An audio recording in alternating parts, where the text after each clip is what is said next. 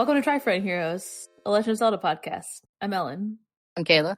I'm Kazum. Yay! I don't know. Today's our last episode. Wow. For the next 5 or 6 years, probably. I don't know. Ever. Oh yeah, maybe they'll come with another. I heard a rumor. I can't remember if I sent this to you, and by heard I mean read on the internet because I don't talk to people. But there's a rumor that there's another Zelda something coming out from Nintendo. Unless it was just like toys or something. I can't remember if that was confirmed or not later this year. If there's another game, I guess we could talk about it. I can't imagine that it's not either a remake or like a spinoff. Yeah. It is. I feel like there's another Zelda something coming out is a fairly safe bet. That's true. That's true. It's only October right now as we're recording. They'll sell something for Christmas season, Black Friday season. Probably amiibos. I think it might have been amiibos, but I don't know. They might. Hopefully, they'll release something. They keep like pumping out. If they put out a tool things. and amiibo, I'm definitely buying it. So you're like, I would die for him anyway. And hang out with my Rivali amiibo. Oh, that's charming. Oh, they keep pumping out N64 things for the Switch. So not that there was another Zelda game for N64 is sort of unrelated because I think Ocarina of Time, Majora's Mask already released. That was like one of the early ones they released, but you never know. Maybe they'll release a GameCube game for Switch or something. I don't know. You hear me, Nintendo? Remake Wind Waker. Yeah. Port it again.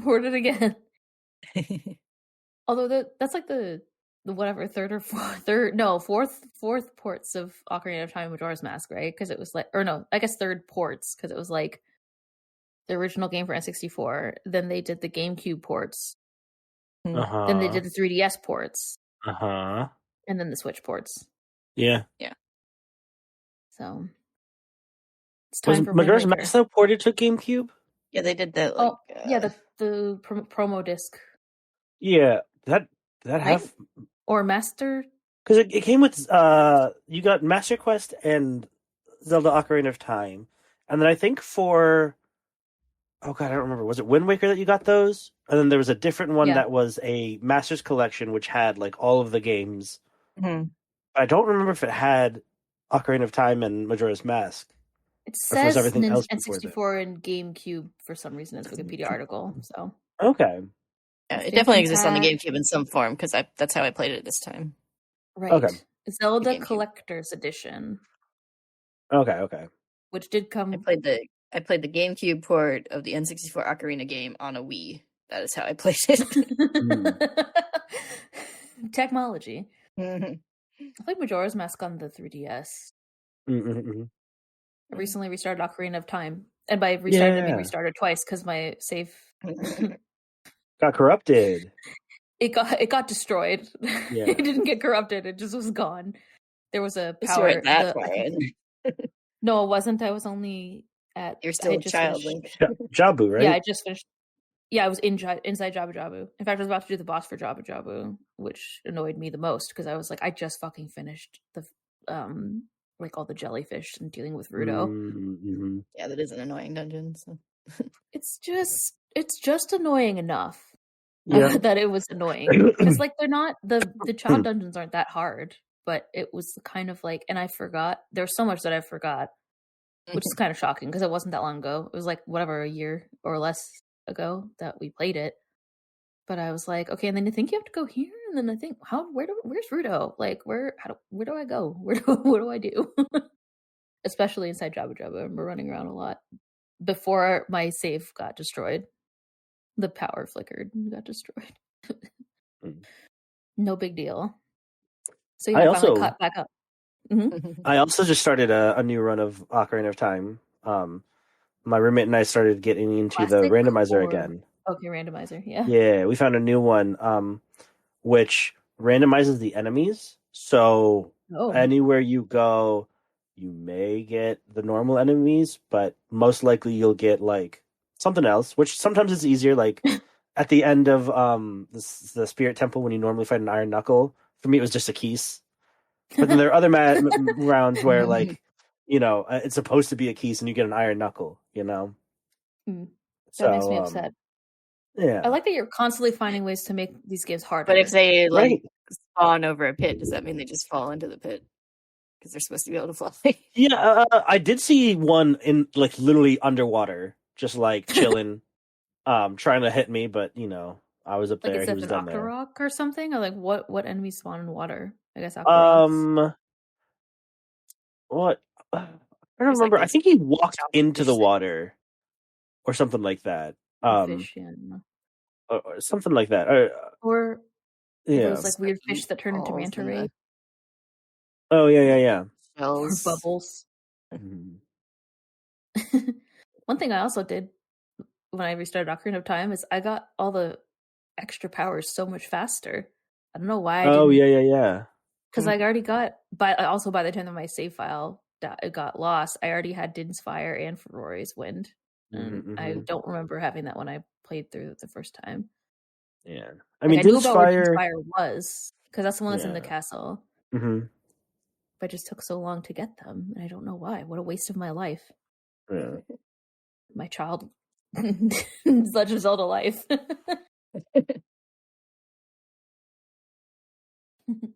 Anyway, this is our last episode. No. About, for now, unless another Zelda game comes out, and I guess then we can play it or whatever. I don't know. Plans TBD. As usual. There's no plan. Like the end question mark? Mm-hmm. Anyway, today's topics are gonna be, so we asked for questions, so thanks if you sent questions. A couple people sent questions. Mm-hmm. This is what we're gonna do. This is the plan. So the last couple of episodes we just had like free talk, do whatever. But what we're gonna do this time is go back to our original game format, but kind of considering the series as a whole. So our typical order is like the story, characters and enemies and bosses and that kind of thing, and then gameplay, speedruns, like the game form, like music and visuals, and then our ranking, and then I think I did spinoffs and then ranking. Hold on, wait. Let me fact check myself. Yeah, then spinoffs, then ranking is going to be our topics, and I have some questions to ask you, and I've integrated our listener questions into those questions. So if the listener question, I will say their name. So yeah, let's start with like the story, and this is considering everything, all the games that we've played. And I wondered, to start, did you have like a favorite story of the games, or like do you have like a best story? What is, in your opinion, your favorite? Also, none of this, obviously, everything's made up and the points don't matter or whatever. Like, what is best or not? Just like our rankings, right? But you're gonna be like, that's the wrong answer. As long as you don't say Zelda 2, I don't care. I mean, what? I feel bad. Probably alienated so many Zelda 2 people. Except maybe not, because I don't think there's that many of them. I think the ones who like it are like, I like it because it's like hard to the wall, hard as shit, and it's like, okay. Okay. Calm down. It's like Cosmo with his like, I played this version of Ocarina of Time with new enemies. It's like, but it's hard enough. I got killed by a bubble. I don't know what you want. I mean, I love the puzzle aspect of it, because it's like, okay, I have this. What does that open up for me? And like, you go to all these different places, and like, I mean, I don't know. I guess after you've done it so many times, like you need something, to kind of breathe in a little bit of fresh air, which so like having different I feel like you need to be way more familiar with Ocarina of Time to enjoy the rank. Yeah, I've only played it once all the way through, so like 2.5 times. So yeah. Yeah, like I was saying, I just forgot everything about Jabba Jabba's belly, and it's just like, these are like easy dungeons, and I was like, where do I go? What do I do? So haven't reaced that level yet. There's one place where I got like, I remember being stuck, and like I had played the game a couple times before, but I guess it'd been a while. But in Jabu Jabu's, to get to the boss, I'm like, what the? And I think I took a break because like I forgot what happened to Rudo, and I was like, but I need her here to put her on this thing to open the door. Where is she? I can't put her anywhere. She's not here. So I went through the entire dungeon like twice. I'm just like, what the fuck? And then I called my friend, and he's like, no, you just pick up a box. I was like, oh yeah, okay. Because like, to get to the boss area, you have to pick up a box and put it on a switch to open the door, and then you get to the room. With, I remember having trouble with that when we were playing it. I think there's a room where there's like a light, and a Oh wait, no shit. Hold on, that might be what my recent playthrough with random enemies. I don't remember what's in there normally. Because But I don't really like likes. there's like the wall that you climb room. up, and then there is a It's one of those tall rooms. Yeah. No. Okay, I get Master Quest in the original. I think there's a switch that you have to hit a boomerang, but it has to go around like a wall and like. So if you Z target, you throw it, it hits right, something like that. I don't know. It's literally the room I just right before did it, the boss. And it wasn't. None of them were like that. You have to hit. What's the room right before the boss? It's the main room with all the holes. It's the room right before the boss. No. No. No, because what happens is you fight the Octorok, you go up the elevator, and then you do a room, and like a platform comes down into the room at the very beginning that you can go dive down to the basement. Yeah. And that bridges you to like a room right before the boss. And I don't know, you like go down a ramp, and there's a pit with some enemies, and there's a really tall structure you can climb with vines, and you go up a ramp. You don't have to climb up that, I think, or you do to hit a switch, and you go back down into the pit, and there's another ramp that takes you to the boss room. Anyways, but yeah. I wondered if it would be difficult to talk about this because I don't remember that much about every single game. Yeah. I forget all. I don't think most of our answers are going to get that details. No. Yeah. That's not even an answer to this question. You at this point. Right. You said you struggled, but what was your favorite story? That was what I asked you. I'd say that my two favorite would be Majora's Mask because of, I don't know, like again, it's surrealness maybe, and like the yeah, and then I think Wind Waker is really like compelling. In that like you got your sister kidnapped, the whole like Hyrule. I think one of my favorite moments is the King of Red Lions wishing for Hyrule and Ganon and himself to just be like forgotten, and like I don't know, I think there's a lot to it that like gives it I think character in a way, because again like Ocarina of Time is kind of lonely. Majora's Mask also feels that way, but I feel like there's a lot of camaraderie and like. And I mean, I guess in Ocarina of Time you do get that a little bit, like some people who you get like close ties with, but like I don't know, I feel like it's stronger in Wind Waker in a way, and yeah, I don't know, I think those two are my go-to for story. Yeah, I was thinking of those two, and it's sort of weird. It's like I'm not sure if I'd call them like the best stories so much as like the best like world. Like I really like the atmosphere and characters and stuff they create, and like the backstory of Wind Waker. Yeah. Although I do like the main story of Wind Waker too. Like I was thinking about like the straightforward main story of like Majora's Mask isn't really what makes Majora's Mask so good. It's all the like the side stuff and the characters and everything. Yeah, like, but I mean, I guess part of the story. I was just sort of thinking of it like. Like I definitely think that qualifies as story, but I was like, is that what I would consider like the best story? Like if I'm thinking of like story wise, but yeah, those two are really good.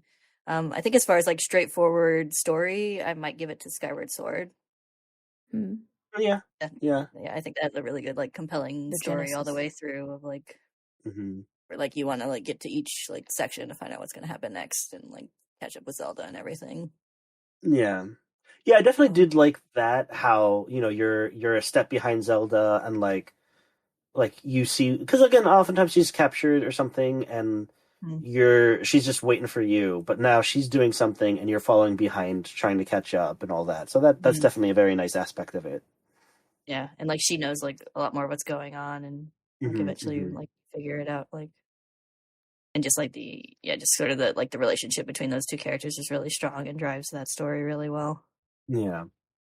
I agree with all the things you said. In terms of like Wind Waker, I also agree that it has like kind of the best world, and it also has like a great tie into Ocarina of Time. Like the story is like it's the extension of Ocarina of Time, which is part of what makes it nice. But I think one of my favorite stories is probably Tears of the Kingdom. Yeah. Like you get a lot of it is like you're unveiling the past, like you're discovering the past. Same with like Breath of the Wild too, but I think Tears of the Kingdom more so. It's a little more compelling.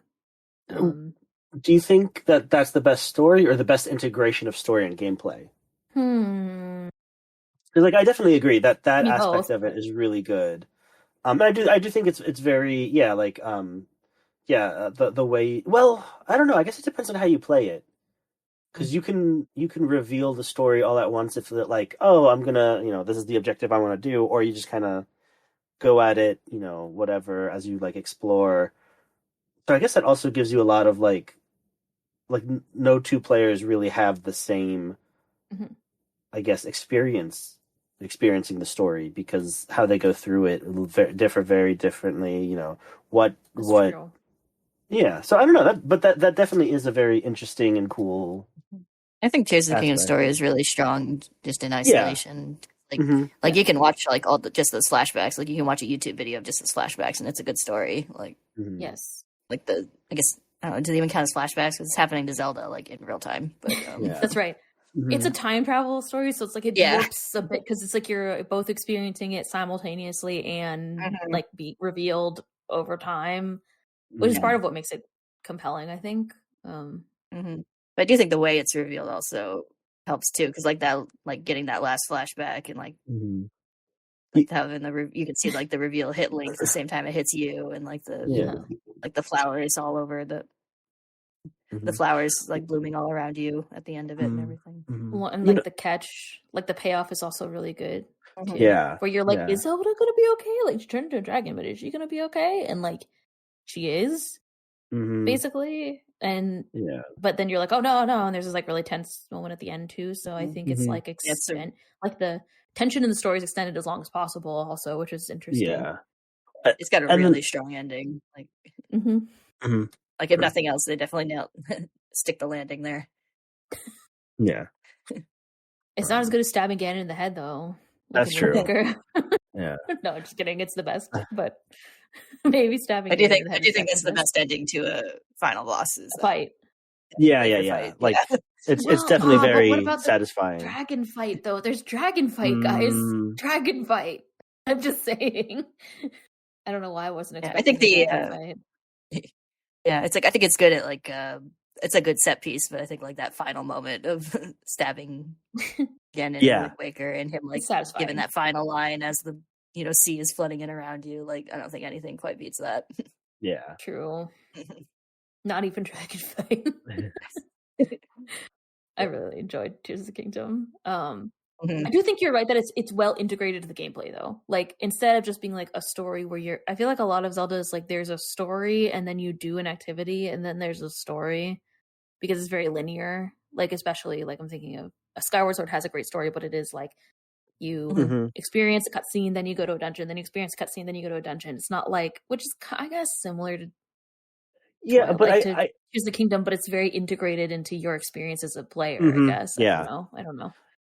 And then I think the other thing is that even if you reveal that Zelda is a dragon early on, there's still the mystery. Like she can time travel, sort of. So like the mystery of the fake Zelda or the mysterious Zelda or whatever, I think also adds a different element where like I forgot about that when we started talking about this story, but that also adds a very interesting element, like what's Zelda doing, like what's going on.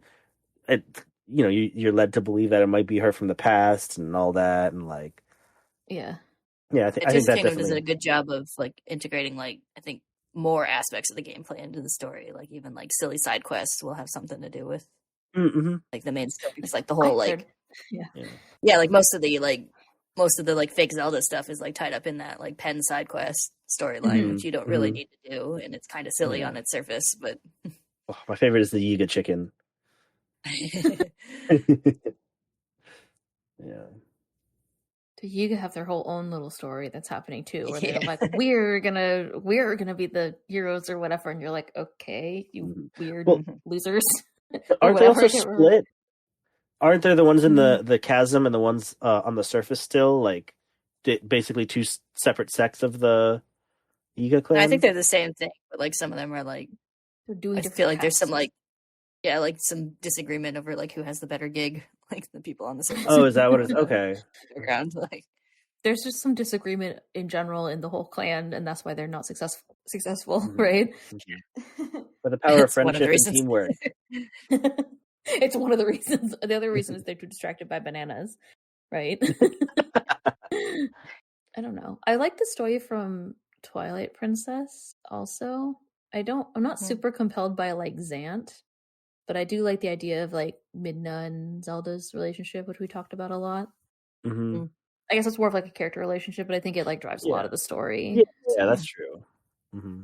Yeah, I feel like the whole like, like what it means to be a leader thing is kind of a strong part of that story, and that relationship is part of it.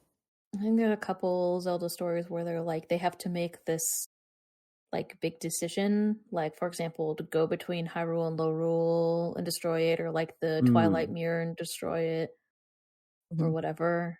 And I think like in Twilight Princess, their hesitation to do that is like compelling because of their relationship, I guess. So there's some tension there that's nice. I don't know. Yeah. I think Link's Awakening is surprisingly compelling too for it is being such an early, simple game. Yeah. Yeah, I think we also talked about, or at least I remember talking about the farther you go into the story, like toward the tasks that you're being told to do, the more and more tense everyone around you gets, which is really funny.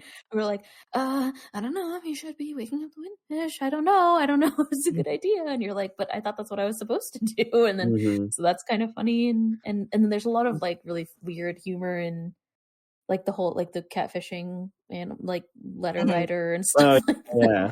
It's really like there's a lot of like really silly like surreal stuff going on, but there's like also some like seriously like whoa moments, like the like when you first like read the thing about the like the island being a dream or whatever, like you're really like, wait, what? Yeah, it's a pretty trippy game. Like the concept of it is, and I enjoyed that. Like it's just those moments that make you question the like what's happening in the game that kind of makes the story compelling there. Yeah. I have another question. Sounds like we can move on to another topic, but the next question was, what do you think is like the most ridiculous story? Because the reason that I was thinking of this was like when we talked about Spirit Tracks, we were like, why are there trains? Where are the tracks? Yeah. Like what, which is pretty funny. Maybe that it kind of answers the question, but I wonder if there's other like ridiculous. I mean, I think Phantom Hourglass is also up there. Yeah. I think what makes Spirit Tracks so silly is that the game takes it so seriously. Right. Like, it's not like a hint of irony when they're talking about Spirit Tracks and Demon Trains and stuff. Yeah. I mean, all the puns and the names is there, but like no, not with the story itself. You're right. Yeah. I don't think they're presented as puns. It's just like these are their names. Like it's like because nobody, Yeah, it's like the translators were having fun with it, but yeah. I'm trying to think if there's another like more ridiculous. I mean, I do think like Link's Awakening, that it's all a dream, and like not the same kind of ridiculous, but I think it's especially, I guess, considering all the other stories, I guess it is up there. Like if you just count the games that came prior. Because a lot of those other games were pretty straightforward. You're on an adventure, you gotta collect or save or release or I don't know, go somewhere, do the things.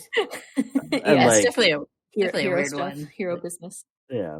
But like it embraces its weirdness, so I feel like it almost comes off less weird just because you're like, all right, I'm in this. It's definitely like one of the earliest like silly Zelda games, kind of where it's like it doesn't take itself very seriously, which is cool.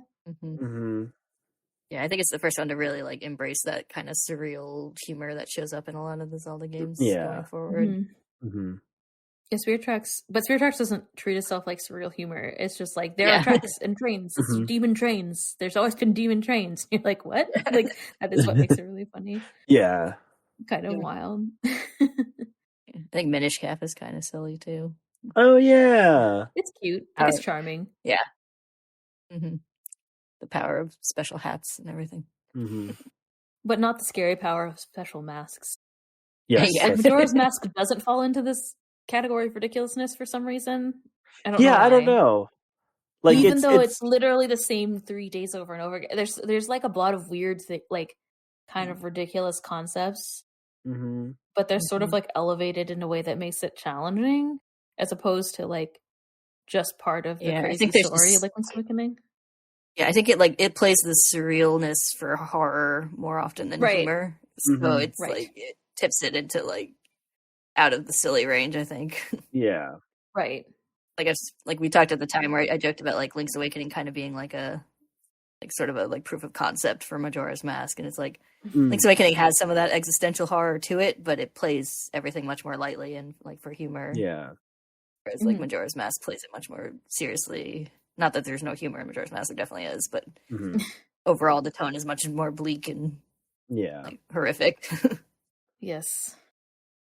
The implications are also more horrific. The implication of like waking up from a dream is like different than the implication of saving the world from being like destroyed completely, or like, you know, taking the identity of a dead person, which is like a lot of what's happening in Majora's Mask. Yeah, definitely like, you know, the like fine line between humor and tragedy are definitely on play between those two games. So we got a question from a listener named Benjamin S, who sent us a question by email. When playing Tears of the Kingdom, I got Rauru as my third stage out of 5. We think Minoru. I think Minoru, yeah. Minoru. Were there any moments when you were playing Tears of the Kingdom or any other Zelda games in the series where you felt as though you stumbled on something early or were allowed to do something out of order compared to the average playthrough? He also signs us the Goblin King, which is great. I mean, when I played Tears of the Kingdom, I landed on the main Hyrule area and went the exact wrong way.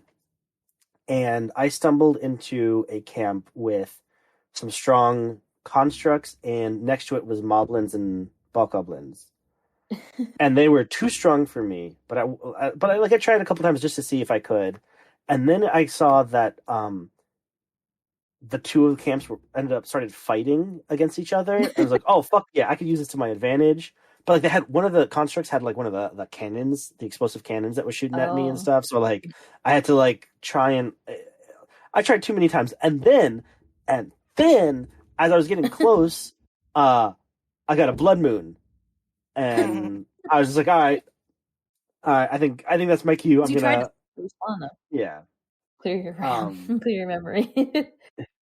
So I would say that was definitely something similar, but not to the same degree.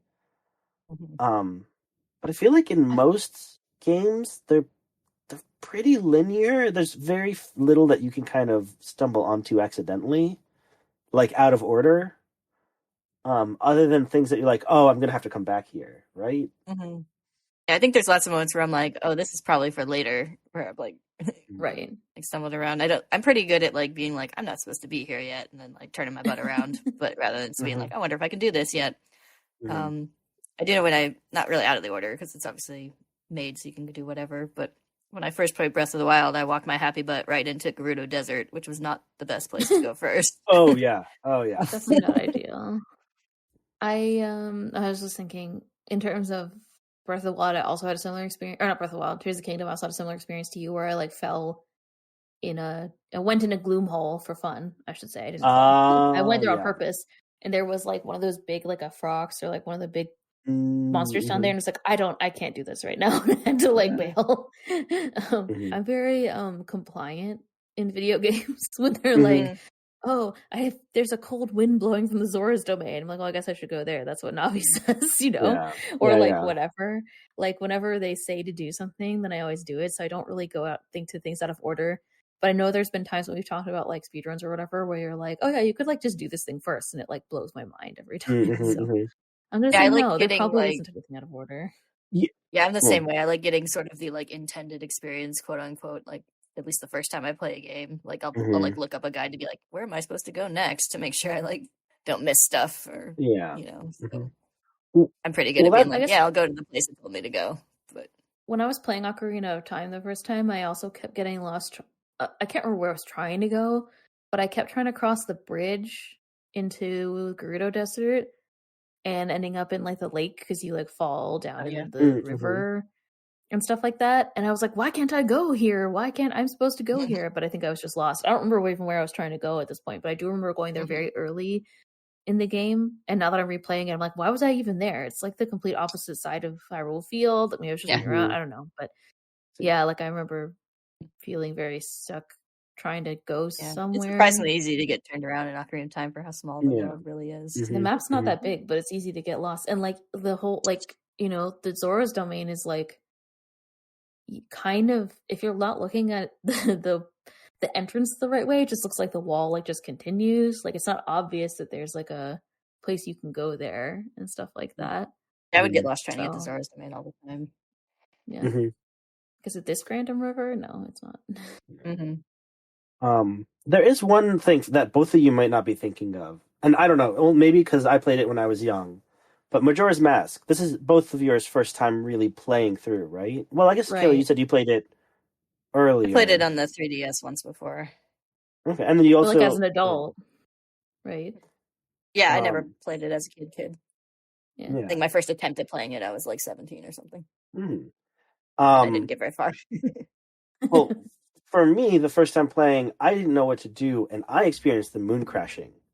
Oh no! And I don't know, like and again, maybe because I was a small kid who didn't know how to like really like solve the problems and all that, put two and two together. But like, there's a lot for you to do to just have to figure it out. I feel like I've played it so many times out. To me, it comes like naturally. But like, if you didn't have a guide, do you think you would have made it through the first 3-term cycle to get the ocarina in time, or did I? Would I have? How do you get the ocarina? What do you have to do? So you have to like get all the bombers. You have to talk to the bomber. No, you have to gather the fairy to get the bubble power to pop the balloon to talk to the bombers. You have to play hide and seek with them to get the code.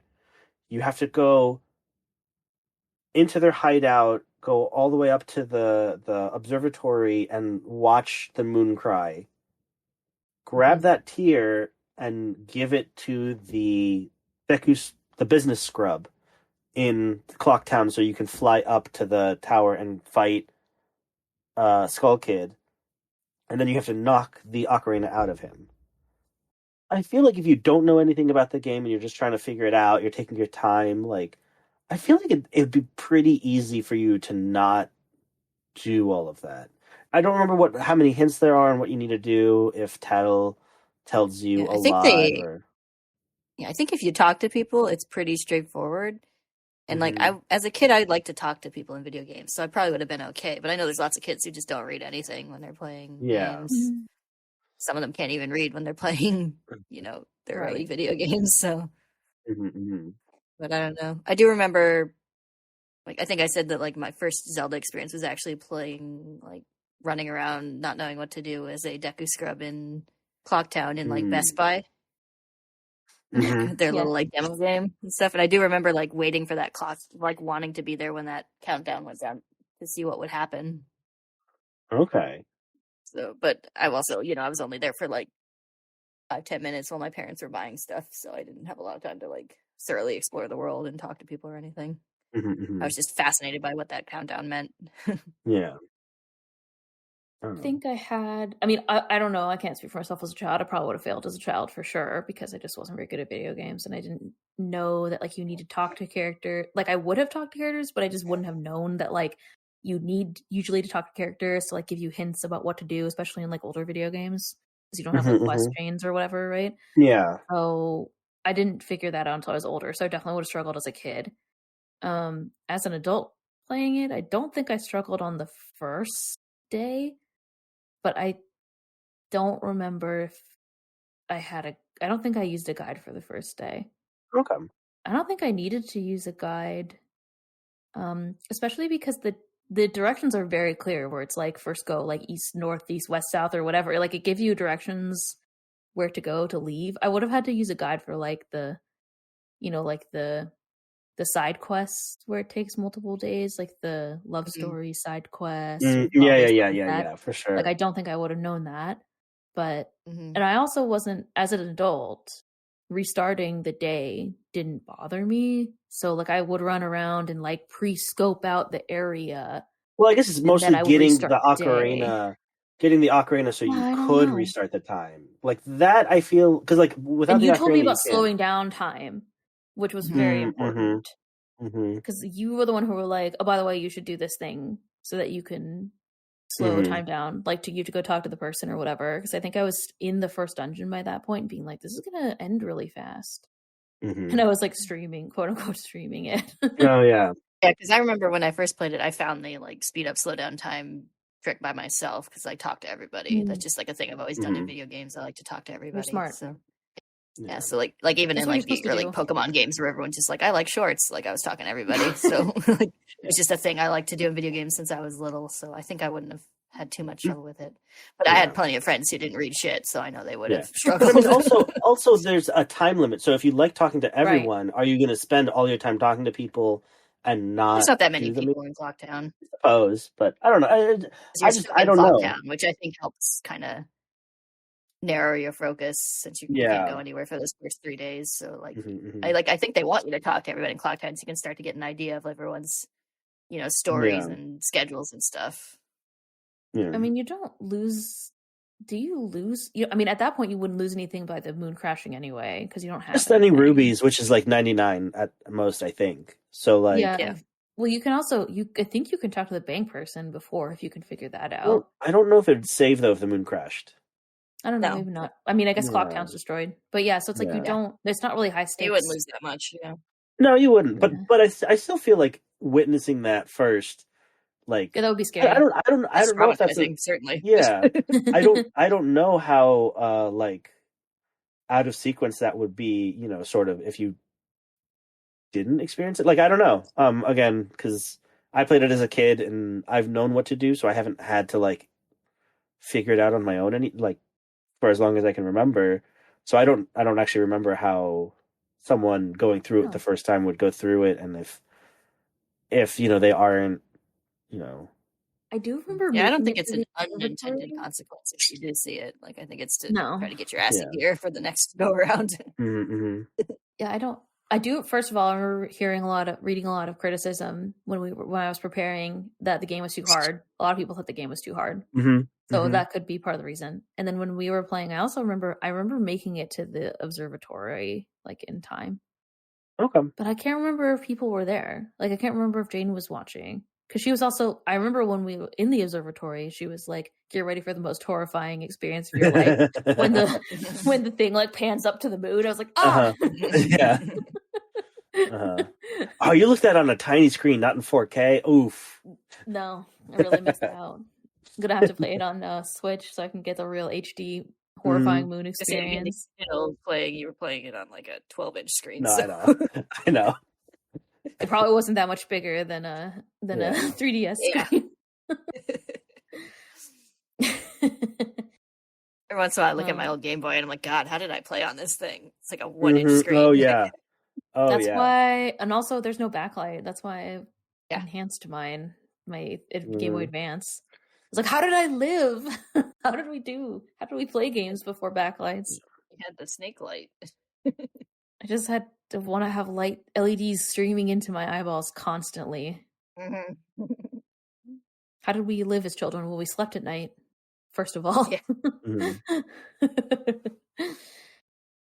You guys are sleeping. The real crazy. I don't know. I was a real night owl as a child. Like not during high school, it definitely wasn't.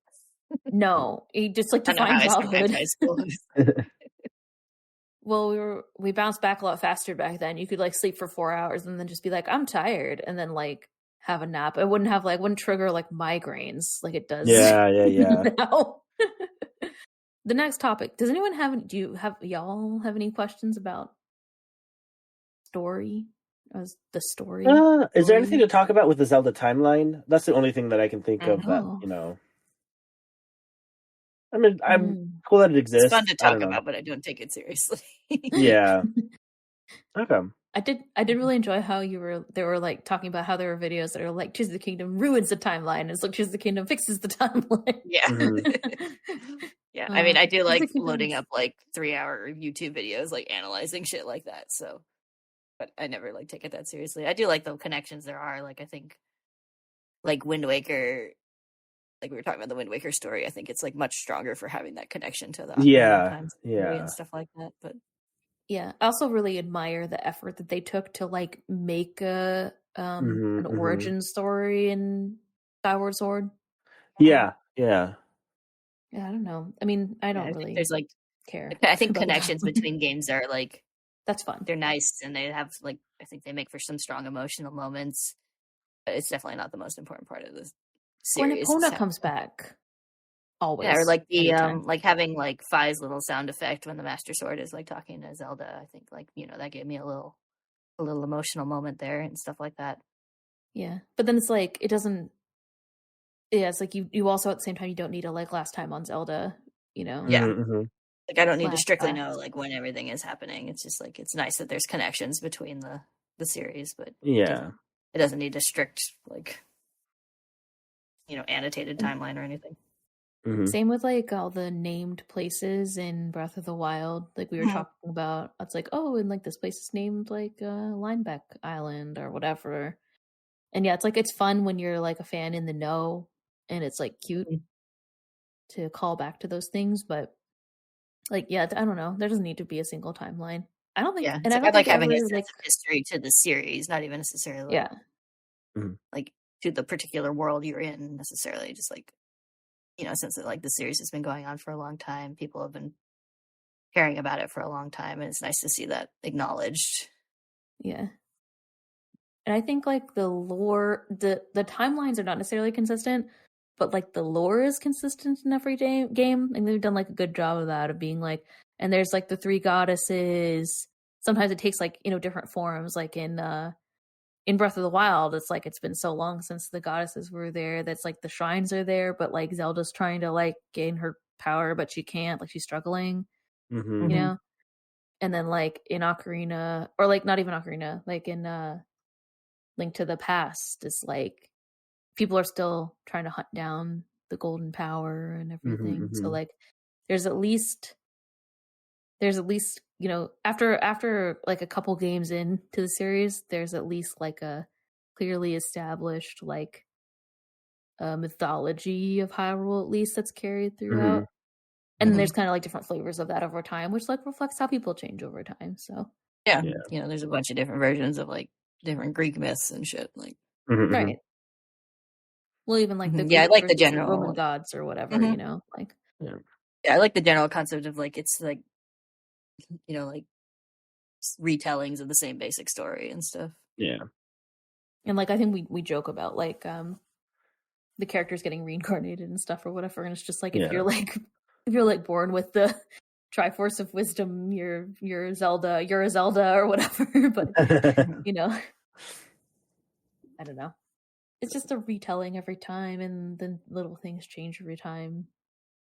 And then like there's similar like elements in every game that tie them together, So I'm indifferent about the timeline. Makes for good games though. It's fun to talk about, but yeah, not worth getting mad over. People need to calm down. Switching to characters, I just kind of joked about this, but do you have like a favorite Link from any game? A favorite iteration of Link? I mean, I feel like because Link is very like doesn't have any of his own lines or anything like that, it's very much either screaming. Huh? Ha ha. Oh yes. What about the screaming? I mean, like the different games have different levels of like emotion and just sort of like small little things that give him character. But I feel like as each new game comes out, they try and give him more and more, to some degree, and like little ways he moves to and reacts to things, to his facial expressions and things, and like. So I mean, I don't know if it's necessarily fair to I don't know, because like you just get more with new games mostly, but there's one exception to that. Yeah. But there is one exception to that. Underworld Link, Ravio. Oh, yeah. I guess he counts. Yeah, he's pretty cool. Right? Yeah, he does count. Yeah, I think so. Ravio's fun. Yeah, I like Ravio. Yeah. I think my favorite Link though is Breath of the Wild, or not Breath of the Wild. Wind Waker Link. Yeah, all his little faces. He has a lot of personality. Favorites. He's really expressive. I do agree with that. At least facial expression wise, yeah, he gets so much. He's expressive and he loves his family. Right. Yeah. Mm-hmm. I like. I have a fondness for Twilight Princess Link. I feel like he's got this kind of like, just quietly noble personality. Yeah, that's true. Yeah, I was gonna say the same thing. He also has like the village that cares about him, and he cares about them. Like a lot of the story is centered around like rescuing the kids from the village. And, like, Ilya. Yeah. Even though I complained about Ilya, it's fine. Yeah. But like, his relationship with the village is like people usually like in the story. It's like nobody cares about Link, or like one person cares about Link, but he has a whole like kind of village that's his close to him. Yeah, it's nice seeing like the kids all like look up to him and like want him to teach him stuff, and it's nice to see like kids like his influence on Colin. Yeah. In particular, and like his little like growing friendship with Midna comes across like well, and that's like true. the changes in, like the way he reacts to her and stuff like that. True. Like toward the end, you get the cute little bit where like she like leans on him and they like share a little smirk and stuff. And yeah, he has a good. I don't know. He's a good dude. Yeah, Twilight Princess Link is very. Yeah, I don't know. He's definitely the like the boy next door hero or something, you know. Yeah. Do you have a favorite Zelda iteration? I mean, Twilight Princess Zelda kicks ass.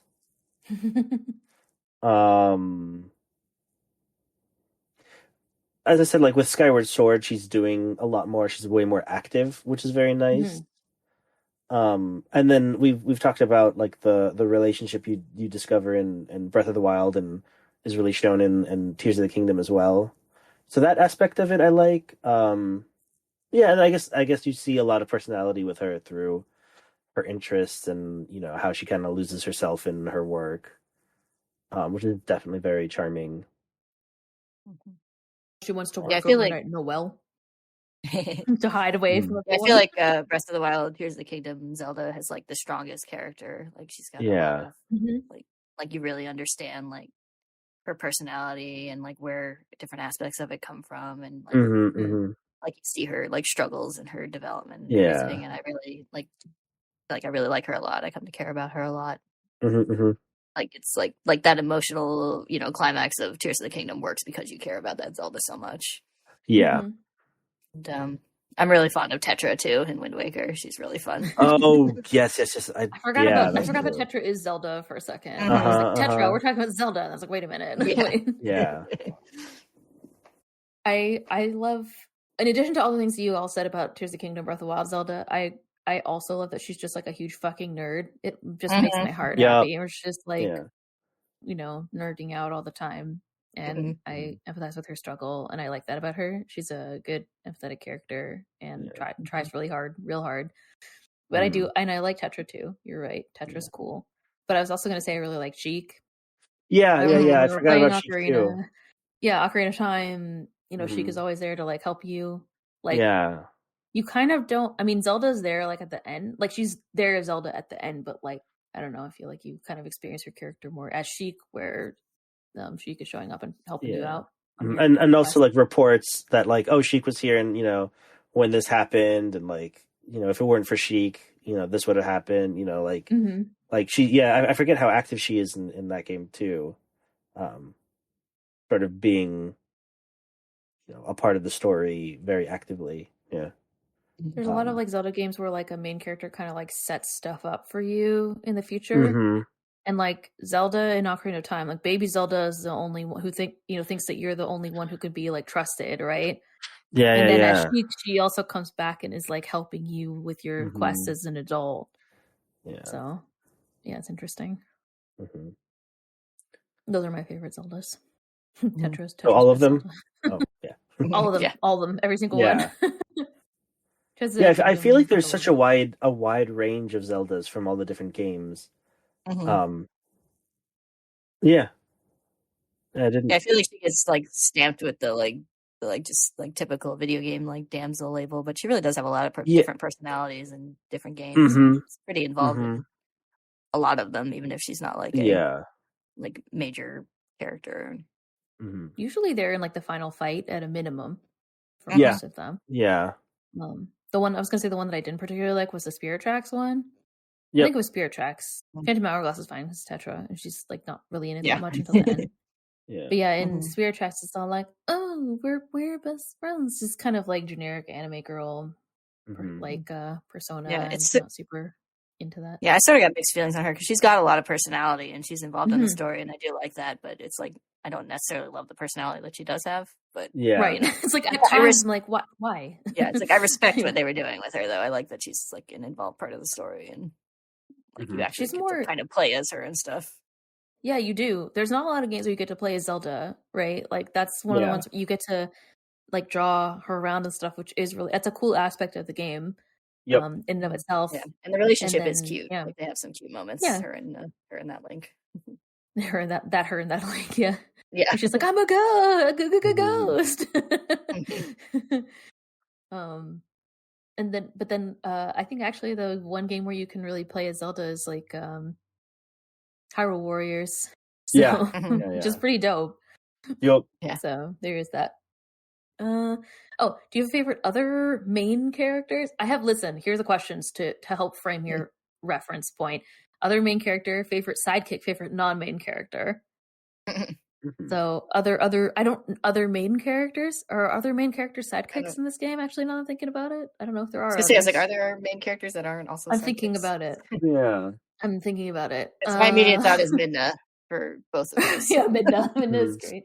Well, I was like, is Alfonso a sidekick or is he another main character in Spirit Tracks? I feel like he's a side. He's a side character. I guess. Yeah. I don't think he's really a main character. Yeah, and he's not really a sidekick because it doesn't help you that throughout the journey. Phantom Zelda is a pretty good sidekick. Now that I think about it, I think she would be considered the sidekick. Yeah. Lineback's fun, and I think he'd also be a other main character and sidekick. So sidekick, yeah, he's pretty useful. Although he doesn't until the end. Yeah, it's like he doesn't go into dungeons with you. I guess that's more Ciela, but I feel like he still seems like a sidekick since he's there with you on the whole journey. Yeah, and there's like Navi, everyone's favorite. I don't know, not non-main character, sidekick. I guess I don't know. I think Tattle's more fun, but Navi's fine. Yeah, Tattle's like a Sundari fairy. Yeah, it makes me chuckle. Navi's fun. Like Navi's fine. I like Fi too. Yeah, I enjoyed all her sass. Not sass, but her like objective commentary about things that happen. Yeah, it's like, oh, we've fallen down. And you're like, thanks. Yeah, exactly. And Midna's obviously the best. The King of Red Lions is fun too. Yeah. I forgot that I was planning to say that when you were talking about the King of Red Lions earlier, Cosm. Yeah, he's fun. He's also pretty sassy to you. He's like, come on, what the hell? Yeah. Like, he's a pretty good, for like a boat with a head, he's a pretty good sidekick. Yep. Cool design. Like, that's a cool boat. Yeah. It is a cool design. He's a cool boat. Yeah, it's like surprisingly like traumatic when he like leaves it and it's just a normal boat now. Like, no, it doesn't turn its head to look at me when I come over. What's wrong? My boat is dead. My boat is dead. I guess Ganons are technically main characters, but I have a separate question about them in this topic. So, Ganons. There's Zelda's, Links, and Ganons. There's not one. There's more than one. Sometimes he's Ganondorf. Sometimes he's just Ganon. Phantom Ganon, etc., etc. Sometimes he's just Calamity. Right. Sometimes he's Demise. Demise. He goes by many names. Bruce. We didn't talk about Bruce. Bruce. I know, yeah, he's right? He's a main character and he's not a sidekick. He's just great. Fair enough, yeah. Is he a main character? There's like Impas. Impa is cool. That's true, yeah. Bruce is like sometimes a sidekick. He's a sidekick, sometimes a main character, sometimes a side character. He has to fight the imprisoned a couple times. Yeah. But then he's also he's a side character when he's in the race at the beginning, but then he's a main character when he's a sidekick when he's fighting the imprisoned. Yeah. And then he's a main character at the end. Yep. Is that how it Hero's works? Journey, right? Yeah. It's the Goose cycle. He said he called it the Legend of Bruce or whatever. Or maybe I called it that. I think he did call it that. He did call it that. Yeah, he's like, someday people will tell this story and they'll call it the Legend of Groose. Legend of Groose. I was like, no, there's no way I could have been that clever. Do they like sages or whatever count as sidekicks? I guess. Yeah, I guess sidekicks because they get your powers. Mm-hmm. You get those sages. Yeah. I count that as sidekick. Well, I was thinking of the sage when you said sages. I was thinking of like Breath of the Wild and Tears of the Kingdom type sages. Yeah, that's what I meant. I guess that's what I meant. They're kind of the other ones too, kind of Ocarina of Time. Yeah, they all kind of help you and then become sages after they die tragically. I mean, what? Yeah, they're good. They go to the void. You know, the spirit realm. The spirit realm. Oh yeah. Oh yeah, Makar. They don't die. They're fine. Yeah. They're sidekicks. Yeah. I like Medley a lot. Yeah, they're sidekicks. Yeah.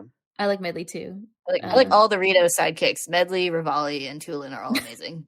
Yep. And the Pelican. I can't remember his name right now. Pen. Pen, right? Yeah.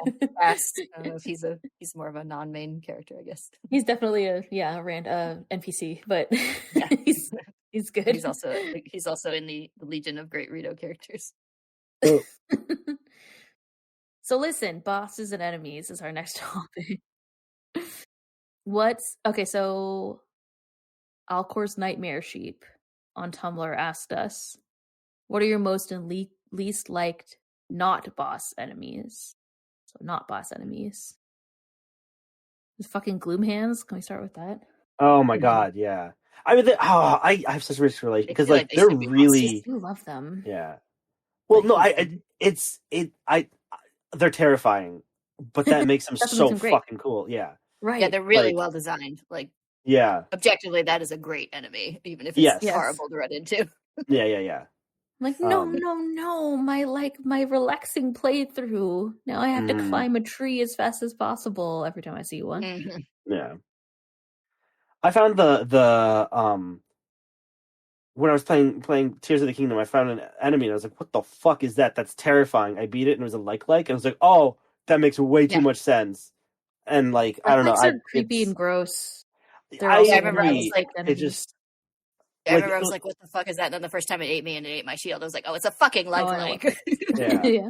Like, I think I wouldn't like it if likes weren't introduced until then, but the fact that like it's been an enemy for like the entire series, I think that makes me They're so gross looking too. Like, I mean, in a way that's appropriate, but they're just so gross in Tears of the Kingdom.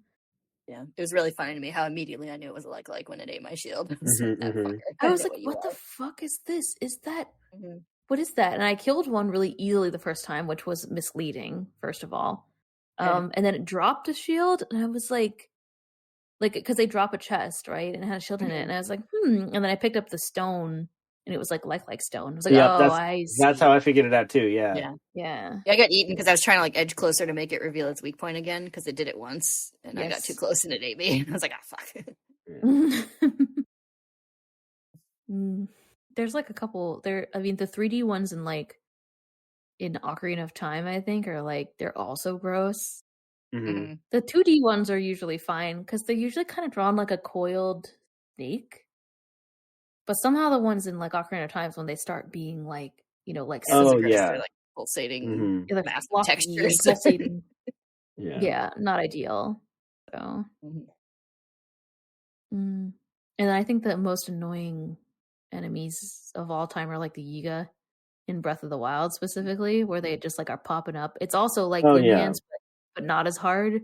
Like just hard enough that it's annoying. Where it's like it's hard to run away from them and they're annoying and they're like I'm just on the road. I just want to like go someplace. I don't want to like fight something right now. Yeah. That like they're not hard to beat. They're just annoying. You know.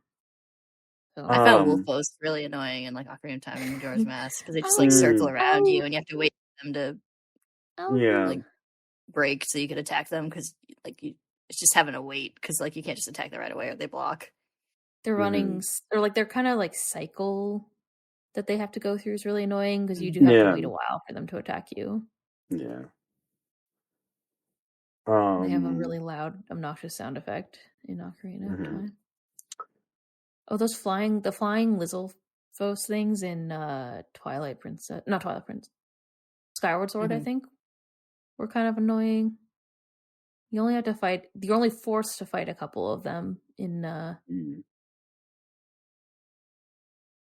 think it was Twilight Princess. Skykeep. Maybe it was Twilight Princess. I think it is Twilight Princess. Yeah, maybe it's in the like Temple of Time or something. They got the little like claw shot targets on their shields. Yeah. Okay, those guys. Yes. Yeah, they fly around. It's like a lizard that flies around. Yeah. I remember those. A lizard type enemy that flies around, and they have kind of like bat wings. They like flap, and it's kind of hard to target them. And they're just very strong. Like it just takes a while to kill them. I don't know how to feel about Wind Waker Redeads. Again, terrifying in like a good way, so I guess. Like the worst. Yeah, scariest enemy in that game, probably. And I really like the design for Wind Waker Choo-Choos. Yeah, me too. Yeah, I think those are really cute. Like, especially you stun them and they bounce and make a little cute sound and get stunned. Like, I don't know. I think they're really... They're like wobbly. Yeah. Those are... I like most of the Wind fun. Waker enemies. They're just so cool in their designs. Like, yeah. The Choo-Choos in Breath of the Wild are okay too. Like, they have the big eyes. But they're kind of annoying how they blow up sometimes. Like some of the ones that like explode on you, and you're like, "No, I popped ice choo-choo, and now I'm frozen." But they're nice when you have Tulin out, and he'll like one shot them from like, far away, and so they just blow up. You don't even have to worry about it. Thanks, Tulin. Yeah. Thanks, Tulin. The ones from Skyward Sword were the worst, where it was like the big worms. It's like, no. Yeah, those are weird and gross. No, and then there's like the special goo, they like blend together so you wouldn't be able to get the goo. Yeah. But then there's like the gold one that shows up sometimes. So you can get like fancy goo. Yeah, but then if like any two colors touch, they become the purple ones that are worthless, which is annoying. They're just like icky. The ones in Wind Waker are the best. Yeah, they're cute. They make their little chattery noises. They go like, la, la, la. Is that what you're talking about? And they jump on you. Yeah, a lot of the Wind Waker enemies are really good. Like I like the really pig-like moblin design in Wind Waker. I like a lot. Yeah, and the kind of cat-like bokoblins. They have, or I think they're bokoblins, like the one, the other guards in the tower. Yeah. They make fun noises too. There's a lot of fun noises in that game. It's a good game. It's an aesthetically pleasing game. Oh yeah, in all senses of the word, aesthetic. Yeah. What other enemies? Yeah, I found the Lizalfos in Breath of the Wild and Tears of the Kingdom. Just watching them, like when they don't know you're there, like they've got fun little motions, like moving their heads around and flicking their little tongues out. And then they like sit down and like curl up and hide. They're charming. And they like chatter with each other and stuff. Yeah. All the monsters in Breath of the Wild and Tears of the Kingdom are cute when they like talk to each other. Yep. Like the bokoblins like jump around, and they're like happy. And then they like take naps. Yeah, they're fun. Alcor's Nightmare Sheep also asked us through Tumblr. Also, what are your favorite bosses, either by fight or by design?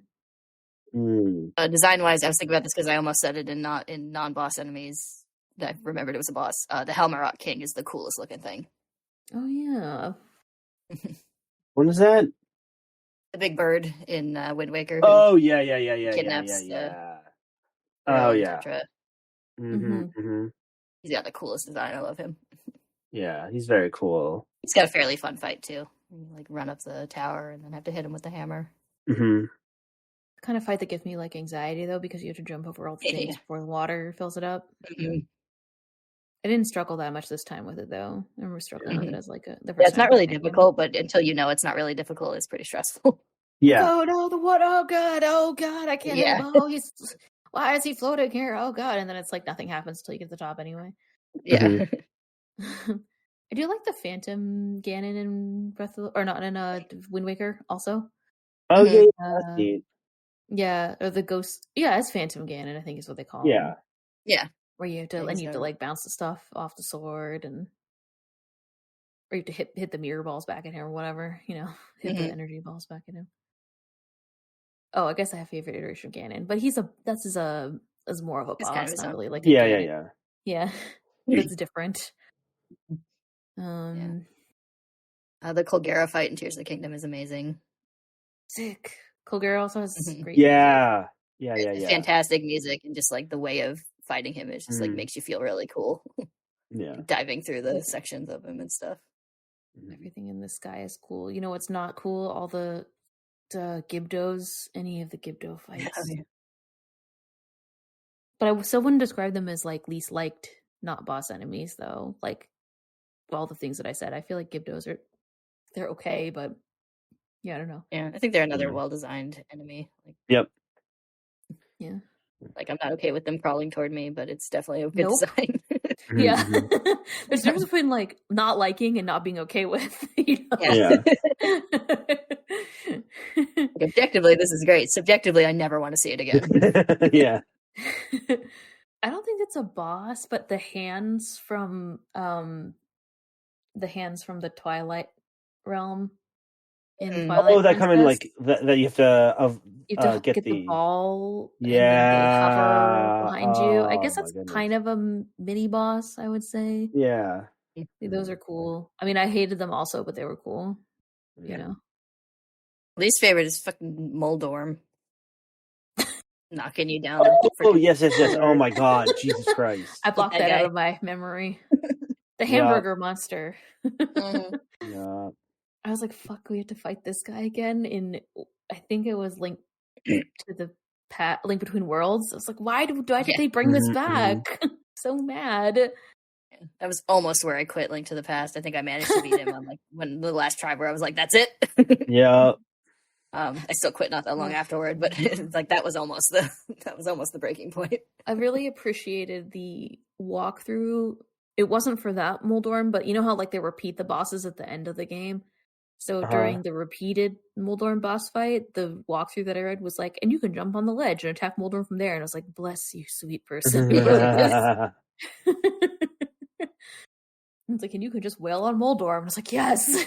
I'm pretty sure it was that game. It was one of the ones. I'm pretty sure it was Link Between Worlds. Yeah, he wasn't too bad in Link Between Worlds, at least compared to Link to the Past. He's still kind of annoying, but I think he didn't fully regenerate if you fell down. I don't remember the name, but shout out to the like multi-headed dragon boss from Gleeox? Zelda 1. I guess it's Gleeox. I was thinking from the original Zelda game. Yeah. Gleeox. I think it's always been Gleeok. Yeah. I think so. Yeah, they had the other dragon dude with one head, but yeah, I think the multi-head one's. No, I'm thinking the multi-head one. Yeah. I think. Also, shout out to the Thunderbird from Zelda 2, even though I hated the rest of that game. Yeah, that's technically very cool. Yeah. I do think, this is favorite bosses. We're kind of talking about enemies.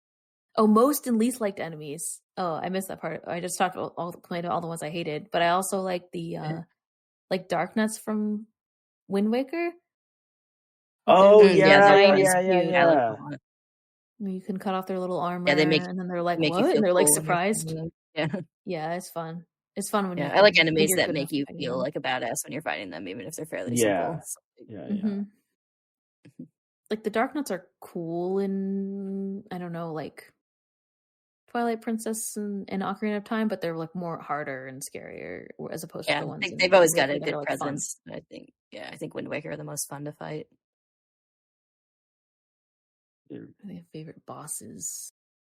Twin Rova. I like the concept, but not the execution. Level is so weird. At least the version on my game was super weird. It was like quiet, like there wasn't any music, which I think was just. Their music is really good. Have you heard Twin Rova's theme? It's one of the only bosses that has their own unique theme song. I'll look later. I'm making a note. Wow. Yeah, I can't think of the boss theme right now, but I like their like general theme that plays when they're on screen. Kotake and Kuume. Yeah. Maybe that is what I'm thinking of. You know what? It might just be their. Maybe they don't have that theme during the fight. You might be right. Well, I don't know. I mean, I think it's just my game. We talked about it at the time because I think I think it was a glitch. I think it had regular fight thing. Some kind of boss music. Twinrova is cool. I thought it was a really easy boss fight, actually. After you fight the freaking Dark Knot and whatever. Oh yeah. Because that's the one where they possessed, they got, the Gerudo. Say whatever, and then put her in the Naboru, right? Yeah. Mostly bosses. I mean, I really struggled with the Bongo Bongo. Yeah, that was one of the ones that killed me a lot. Oh, you know what's weird? Blizzetza. Blizzetta. That is a strange one. I was just thinking about how I liked that level so much, though. Snowpea. Yeah, it's a really cool part of the game. Yeah. It's really charming. And they're like, oh, what about this thing in the soup? And then you bring back the cheese or whatever. Yeah. Oh, maybe I left it over here. I was like, what are we doing? What the is Yeah, the bit where her head spins around before the fight, though, that's one of the only jump scares in Zelda. Yeah. And then she crushes you. I remember that fight wasn't super hard. There was a fight. There is the fight to get too. It's got that weird sort of operatic. Yeah. Scene almost. I died a lot with the ball and chain. Speaking of or whatever they're called. To be able to get the mace. Also, whatever it's called, I don't remember what the actual thing is called. I guess it's called ball and chain, but I guess it's not. I don't know. Yeah, he's sort of a Dark Knight variant, but but then even harder because you have freaking chain. He attack you from across the room. Yeah, it took me a while to get what I needed to do in that room. Once I figured it out, it wasn't too bad. Yeah, but I enjoyed. And then they have those the snowy stick things. I can't remember what they're called. The creepy, the snow, monsters that are in the not the ice blocks, but the other ones that are tall, kind of look like ice ents. I can't remember what they're called. Yeah, they look like the Hercules when they've got the Titans. It looks like the Snow Titan in that one. Yes, it does look like the Titan. It does look like that. I don't remember any of the Majora's Mask bosses. They're kind of really hard. I'm trying to remember, and I feel like their design is very generic because they all have the same sort of art style and general except one is just a bull with a man. Yeah, that one's pretty fun. That one's pretty fun to fight. That is. Yeah. Sometimes I would just roll up in a ball and just keep rolling and not even fighting. Right. I'm just rolling around doing tricks off the ramps and stuff. Yeah. It's also fun to do the twin mold, the two snaky wormy guys. Yeah, you have the giant's mask where you're just in a wrestling match with them, basically. Yeah. And I always what's his name?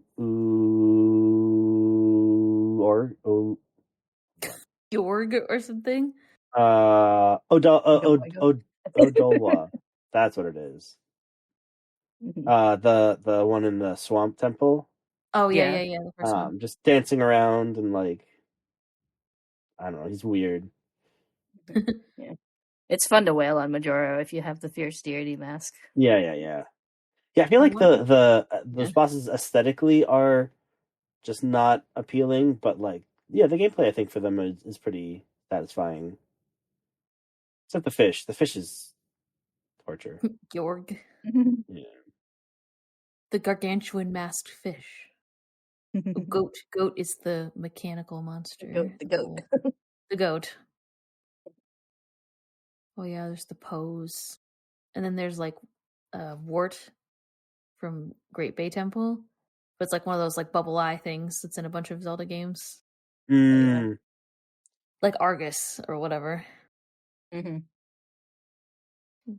Oh yeah.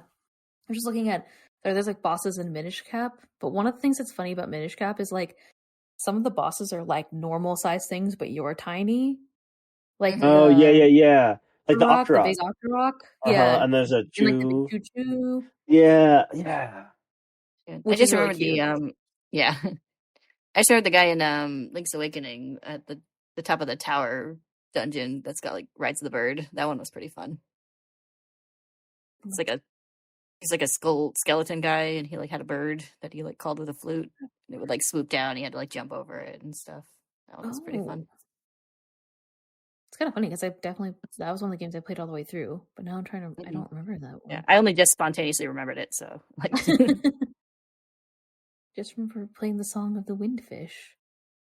I also like the boss in Wind Waker with the hands, the one in the Tower of the Gods. That one's cool. Oh yeah, that one's fun. Godan or something like that. And then if you miss, he like spits more arrows out of his nose, which is hilarious. Yeah. Well, Garo is pretty cool too. In the Earth Temple or the Wind Temple, one of those. I think it's the Wind Temple. The Wind Temple, the Earth Temple's confusing. Isn't the wind? They're both like underground. So I'm like, which one is it? Yeah, the Earth Temple's the haunted one though, so it's got like the giant painted one as the boss. So. Right. Oh yeah. It also has. That's the one that has all the friggin' zombies, all the redeads. Yeah, the redeads and the mirror puzzles, which are fun. The mirror puzzles are fun. It's one of the best levels, I think, in Wind Waker. Yeah, I think the Wind Temple is kind of meh on its own, but the Mulgara is really fun to fight. He's got great music. Yeah. Mulgara always has great music. So is Ice Mulgara. Whatever. Isn't there a Mulgara in Ocarina of Time also? That's like Ocarina of Time. There's the fire dragon. Volvagia. Yeah. That one's cool too. I enjoyed that. Yeah. That's funny. You play like whack-a-mole with the dragon. Yeah, basically. I was like, is this going to be giant whack-a-mole? It is giant whack-a-mole. My expectations were met. Yeah. Do you have a favorite iteration of Ganon? Or like non-Ganon main evil boss?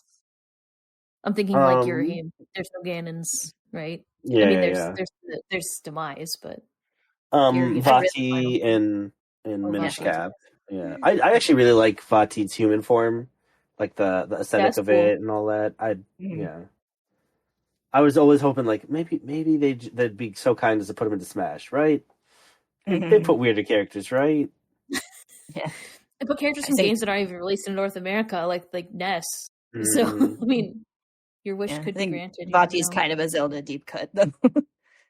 Yeah. Oh.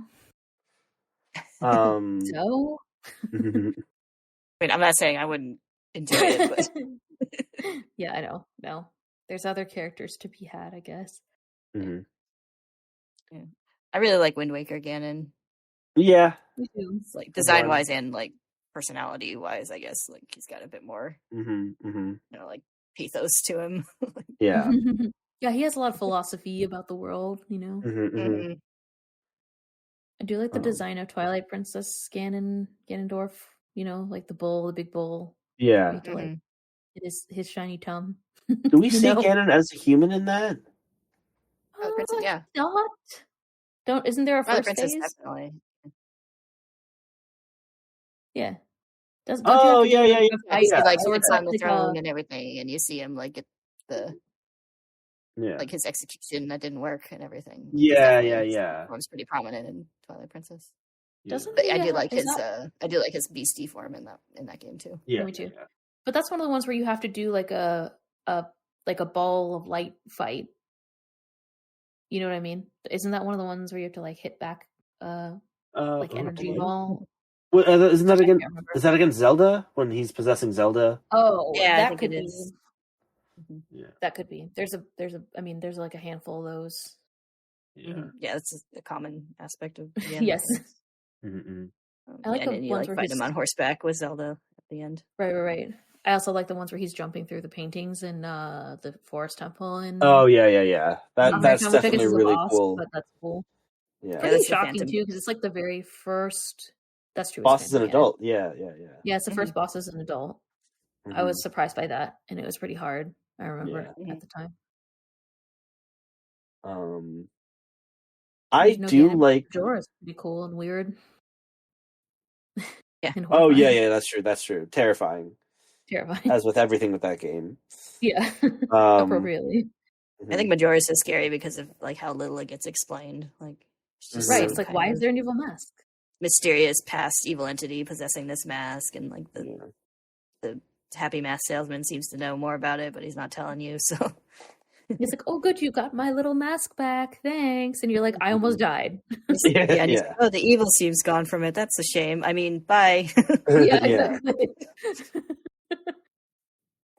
I saw him. I did started doing the side quests in Ocarina of Time, and I was like, he's still creepy in this game, but it's it's like you don't even know. He just kind of is like weird, so overly smiley, I don't know. Taking advantage of a small child to do his bidding already. Yeah. I feel like, I don't know, does he count as the main character, I guess? He's the main character. He's another one of those like objectively really cool but terrifying, not okay kind of characters. Like just the way they like animate him with like no in between, like no transition animations, or he just like snaps between poses and everything. It's just like that's really cool, but also not okay at all. He gets his own real life jump cuts, Yeah. Oh, we kind of talked about this, but like, do you have like a boss? What boss did you think was the hardest or like the easiest? Kind of talked about this. I think the hardest boss that I actually beat was the final boss in Oracle of whichever one I played, Ages. Yeah. I think it was Ages. The like witch, started with a V. I can't remember her name.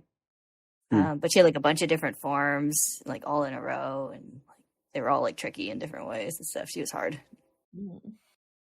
I mean, Bongo Bongo was hard for me. I don't think he's okay. It's just hard for me. No, he can be a little. He's really hard if you keep your boots on because he sends you flying. Yeah, maybe that was why. Also, I died a lot in the Ganon fight in Ocarina of Time. Like maybe I just didn't get enough heart pieces or whatever. Yeah, I will say that the fight was particularly hard, like harder than any other. It was just that it was hard to stay alive for some reason. Like I couldn't. It's hard because it takes away your aiming all of a sudden with Navi, right? And your sword, like you get pretty stripped down of your power. Yeah. Right. In that one part, and then you also have to start that part over and over again if you die, which is annoying. Even if you get through like 2 of the phases and you have to go back or whatever, right? So it's kind of annoying.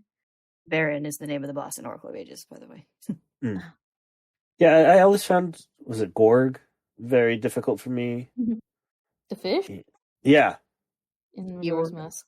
And I think there's a difference between the boss fight in the N64 and the 3DS remake. I think that's one of the 2 bosses that they change.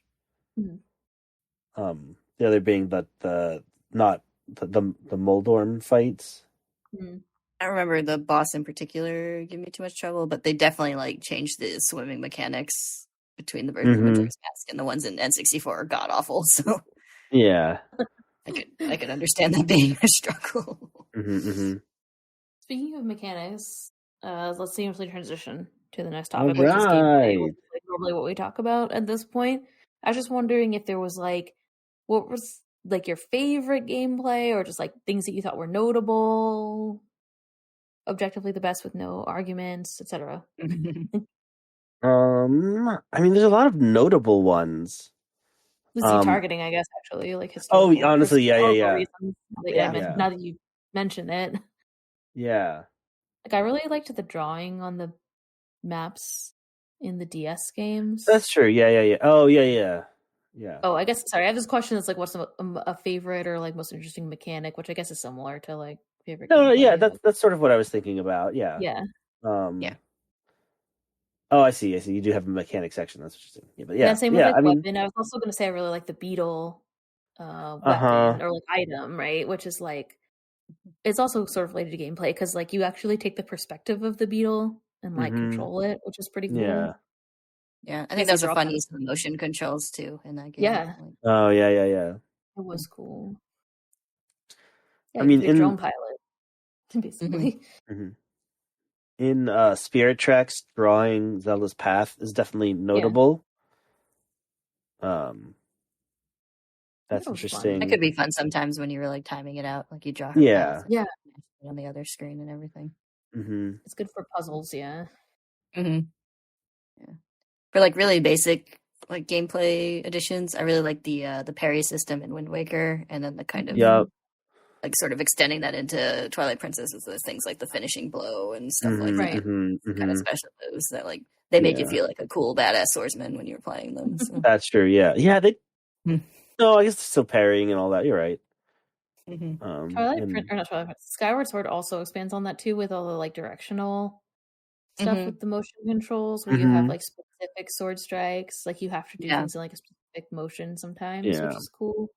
Yeah, it's like it didn't always work perfectly, but when it did, it felt really cool and satisfying.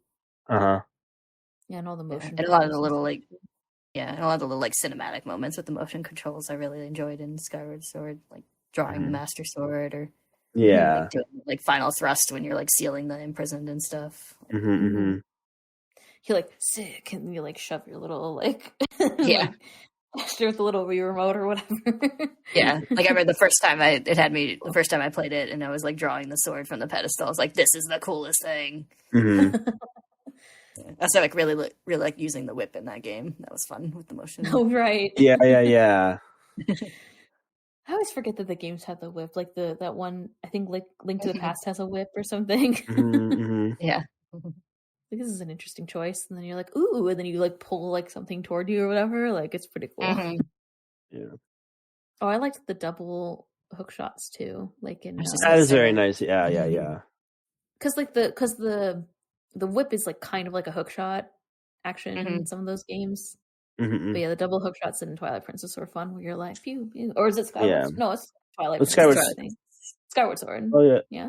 No, it's Twilight Princess. I mean, it might also be in Skyward Sword, but Twilight Princess is. I get them confused sometimes because they're like around the same time, and they're somewhat similar. Like the dungeons are similar aesthetically, I think sometimes, but I'm pretty sure it's in the place with the Uku Land where you use the double one. Yeah, I think it's both. Oh, okay. Well, it's definitely in Twilight Princess. Uku yes, is Twilight Princess, isn't Twilight it? Princess. Yes. I definitely remember it in Twilight Princess. Oh, weird. Also Skyward Sword. Yeah. I can't remember. Twilight Princess for sure. But yeah, the double hook shots, because you're like, oh, hook shot, whatever, and then you get double, and you're like, oh, sick, and you can like climb and like. I want to say it's in Skyward Sword. I think it is in Skyward Sword also, because I think I remember in the deserty part where you're like, you gotta like jump across like big chasms in the desert part. Oh, okay. Yeah. No, you're right. The time travel desert. The linear desert. I also really like the spinner in Twilight Princess. So it's woefully unnecessary, but it was always really fun. It is. Yeah. It has the best boss fight. We didn't talk about the boss because like we didn't talk about Star-Lord. Star-Lord's really fun. Yeah. And the boss fight is like super fun. Yeah. I totally forgot about that. I didn't forget about spinner. I was like, oh yeah, I need to mention the spinner later when we were talking about that. But yeah, that boss fight is really, really fun. Yeah, like pinging into his like, spine and knocking him down, and then pinging back and forth on the wall, and it's just the like skull floating around. It's really fun. Yeah, so good.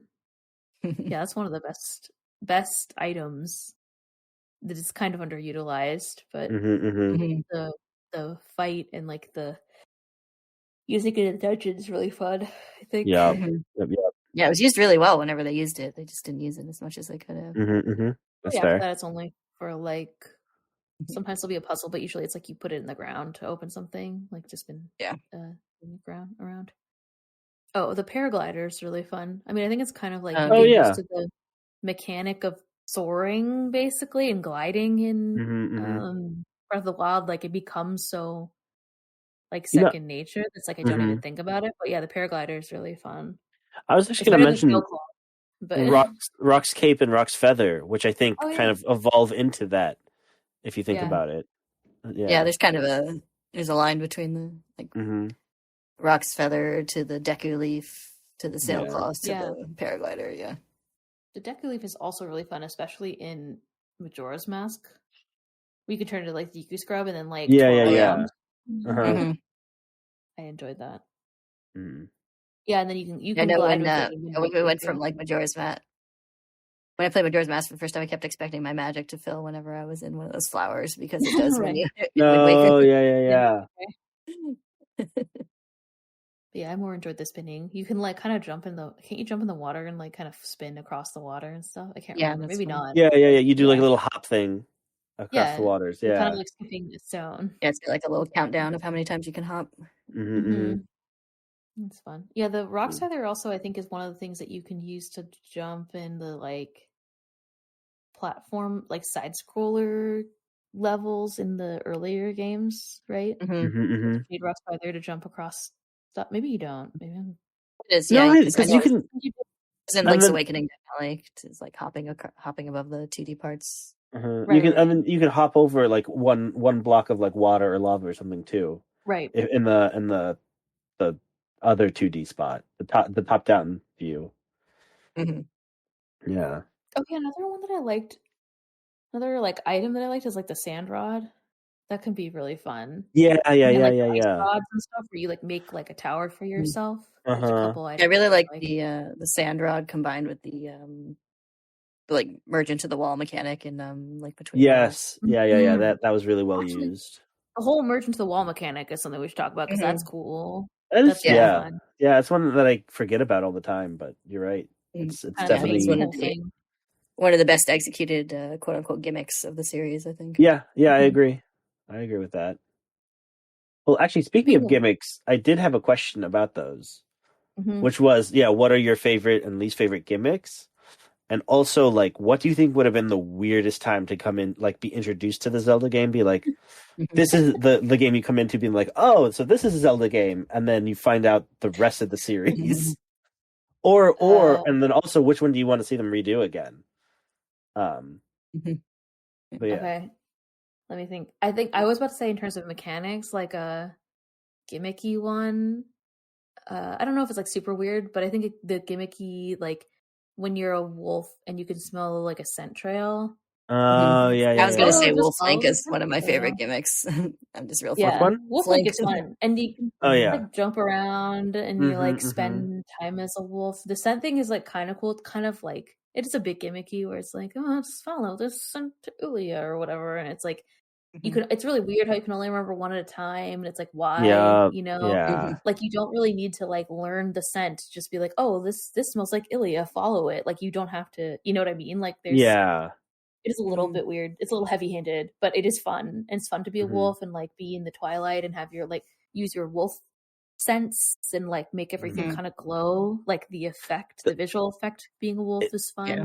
I agree with that, but one thing that I do have with it is that it blurs you can only see so much. It reduces your field of vision, and so you go through so much of the level without seeing it. And like, I just feel like I'm in a new place, and it's like even if I go backwards, I'm like, where the fuck was I? Like, I don't know. It just doesn't feel like. Well, then you go back in the daytime as like Link, and you're like, I don't remember this. Well, yeah, exactly. And it's very strange to me how like it's like, okay, you're focused. You can only really see the scent. Just follow the scent. There might be things close by that attack you or whatever, but like, I don't know. It seems very.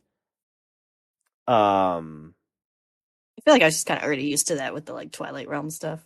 It's like I was used to like it's like, oh, this is the same place. I guess it looks totally different, but but that's what I mean is like you at least see it and like can experience it. I feel like as a wolf you basically see like you're basically seeing the road that you're on and that's it, you know, like with your wolf senses turned on. Like if you're just in the twilight then it's different, but when you use your special senses, you see with your special eyes. That being your nose, of course. Yeah, right, because you're a wolf. Yeah. The most important thing about the wolf gimmick though is that the little the shackle is like attached to you the whole time. So you jingle the whole time also, which is really funny. Yeah. My favorite part is if you do the little like speed boost button and like Midna would get like kind of tossed back for a second before like grabbing onto you again. Yeah. I feel like another good gimmick is like time travel, like in Ocarina. Oh yeah, I didn't even think of that. Yeah, just like in general, right? Like, I mean, you have to do it for the story. Well, you don't. No, I think there's a couple parts where you have to go back as a child. There's like at least the temple where you have to go back as a child. You have to get the Song of Storms. Yeah, and the Gerudo. That's what I meant. Whatever that one is. The Spirit Temple or whatever. You have to go back to the bottom of the well. Yeah. Yeah. And then, I mean, there's time travel is also a mechanic / gimmick in Majora's Mask. We can go back over and over again. Mm-hmm. It's kind of like the main concept of the game. I mean, I think Twilight Princess, even you go back, or is it Skyward Sword? You go back in time for the Temple of Time. Yeah, you go back in time. Both you do a little bit, I think. Yeah. Do you go back in time in Twilight Princess? I think so. You go through that little. Yeah, you go into like that grove, and it's like all worn That's down. the one. Yeah. The Temple of Time for the Twilight Princess. You go back in time basically because it's like when you like enter the temple, it goes like back in time. Right. No. I remember. Yeah, and then Skyward Sword, there's a gate that takes you back into time. Yeah, you have to go back in time and do everything again to save the world. Yeah. You're like, it's fucked up. And then it's like, or like, guess what? I'll just go back in time before all this happened. Ha ha ha. And then you have to go back in the past and fight him. Yeah. Right? Isn't that the climax? Yeah. And it's also like Zelda goes and like freezes herself for all that time. Right. Yeah. Turns into a dragon, for example. It's like she was behind that door the whole time. She was there the whole time. Time travel. Yeah. I like to see them go back to the like more music-y gimmicks that have been a part of some of these older games. Yeah. I want to play the harp again. That was fun. Yeah, is there any music that you play in Tears of the Kingdom? No. I don't think there's any that you play like. Yeah. You can get the band back together. Yeah. But you don't play music. Yeah, music's still like part of some of the stories. Like it's involved with the whole like cast storyline in Breath of the Wild, and then like the band and the fairy fountains. But you're not really actively involved in it, except the songs that Link hums when he cooks. That's true, yeah. But you don't pick them; they just are generated. Yeah, you know? It's just like whatever. It's also just a throwback. Yeah. Yeah. But yeah, like playing the ocarina or conducting the winds and stuff. Those are always fun. Yeah. Did you have a favorite instrument? I thought it was really cool how in Majora's Mask you switch instruments based on which mask you're wearing. Yeah, that is cool. Mm-hmm. They have different sound effects. Yeah. I feel like Wind Waker was like the nice kind of happy medium for me because like the songs were like simple enough that you could actually memorize them. Whereas like a lot of times in Ocarina of Time, I was like, okay, how the fuck do I play this song again? Yeah. The longer ones anyway. Yeah, right. Other than Zelda's, all the warp songs are really long. The Bolero of Fire.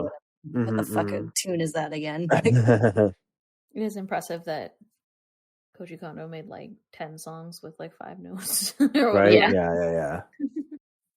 I liked the harp music in Skyward Sword, but actually playing the harp was like kind of a pain. Oh, yeah. And you don't really like play. Oh, and there's the obnoxious wolf songs. I forgot about that. Oh my god, yes. Those are kind of fun. I liked. It's like fun. The later ones got a little obnoxious, but they were I liked them up to like the mid to late point. Like they were fun. And I liked I liked pitching your little howl up and down was fun. You're like, I've always wanted to play theremin. Let's put that in a game. Yeah. Yeah. It's theremin. Theremin Hero. Theremin is already like digital instrument. I feel like it already is like almost like a video game. Yeah.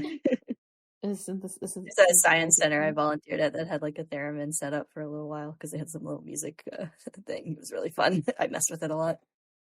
I would like to play theremin someday. That would be fun. Yeah. I don't think it would make me sweat. It's a notably light instrument. It's mostly the air. And I think your movement has to be pretty fine, so I don't think you're like going to be like all over the place, you know? Oh, and I liked the I like the concept of the pan flute where you like blow the thing in the microphone. It was kind of Speaking annoying. of exhausting, that was tiring as hell. Especially if you fucked up and had to do the song again. It was the blowing in it wasn't the problem. Is it this bad or is it that terrible? No, it's just hard. It's hard because you can't. It's hard to blow on it and control with your hand and watch what you're doing. Like it's kind of a lot. So I think it's a little bit hard, but it was fun. Yeah, it would be nice if there was more music things next time. Like I don't miss them in Breath of the Wild and stuff, but there's a nostalgic element. I don't think there's an absence of them, but in a different game, it'd be nice to see them again. Yep. Yeah, it'd be fun. Yeah. What was your other question? Which game do they want them to remake? Well, no, it was which gimmick do you want to see them bring back? But we kind of talked about it. Oh yeah, music. But now the other one was which gimmick or like which game do you think like if you were introduced to Zelda through that game would have been like the wildest? You're like you play that game like, oh, this is Zelda. This is what everyone's talking about. Yeah. Okay. Yeah. Yeah, that's fair. It's the greatest way to be introduced to Zelda. What are you talking about? Maybe like Zelda 2 if you're like really into it and then you're playing other games and or like why is it so easy? I don't understand. Well, actually, I was talking to a friend of mine and he was telling me about how he got introduced to Zelda and he was at a friend's house and they played Zelda 1 and he's like, oh, this is really cool. So he went out and bought it and turns out he bought Zelda 2 and he's like, what? Oh no. What is this? No. Yeah, and then he was like after all these years he finally got validation. He's like, well, okay, is it just me or was that game bad? I'm like, well, no, it's hard. A lot of people think so. Yeah, I wouldn't say that it's bad. I would say that it's hard, really, really hard, which for me makes it bad. But yes, I think the sum of its parts are worse than the parts themselves for that game. Yeah. Like there are aspects of that game I think are really neat and interesting, but together I don't enjoy it. I don't enjoy the pie that was made with those ingredients. Yeah. No. It's funny because like Majora's Mask is a hard game, but I enjoyed it. It's like different, you know? Yeah. I don't know. Well, is Zelda 2 hard? Like, 'cause you could just grind through and make it easy, right? If you grind enough. No. I mean, even lose all your fucking experience every time you die, and you die so much. And the other thing is, like, I tried the original version. I played the Cheater McGee version, and it was still hard as fuck. Still too hard. Well, I was wondering if you go to earlier levels and like grind there to like gain That's levels. What I tried to do. Oh, really? Yeah, like you still die. I mean, I sat in the fucking Hyrule field. Yeah, it's not really like. I mean, like the difficulty is like you don't get enough hit points to tank enemies. The difficulty is like trying to hit everything because they're like gotcha. Because everything moves weird and you have to like duck and jump and move your shield and shit. Like just not hit the wrong Dark Nut. Yeah. Like whatever. Yeah, it's not. Yeah, that's right. And you have to. They can react. Like jump and swing your sword at the right time, or otherwise he's blocking you, and it's which is cool, admittedly, for an NES. It's a cool concept. Game, yeah, but that's part of what I mean by some of the parts being worse. Like, there are interesting aspects of the game that I'm like intrigued by. But at least you can like hit the, like the Wolfos. So you can hit them eventually in Ocarina of Time. Yeah, like it's not easy, but you can hit them.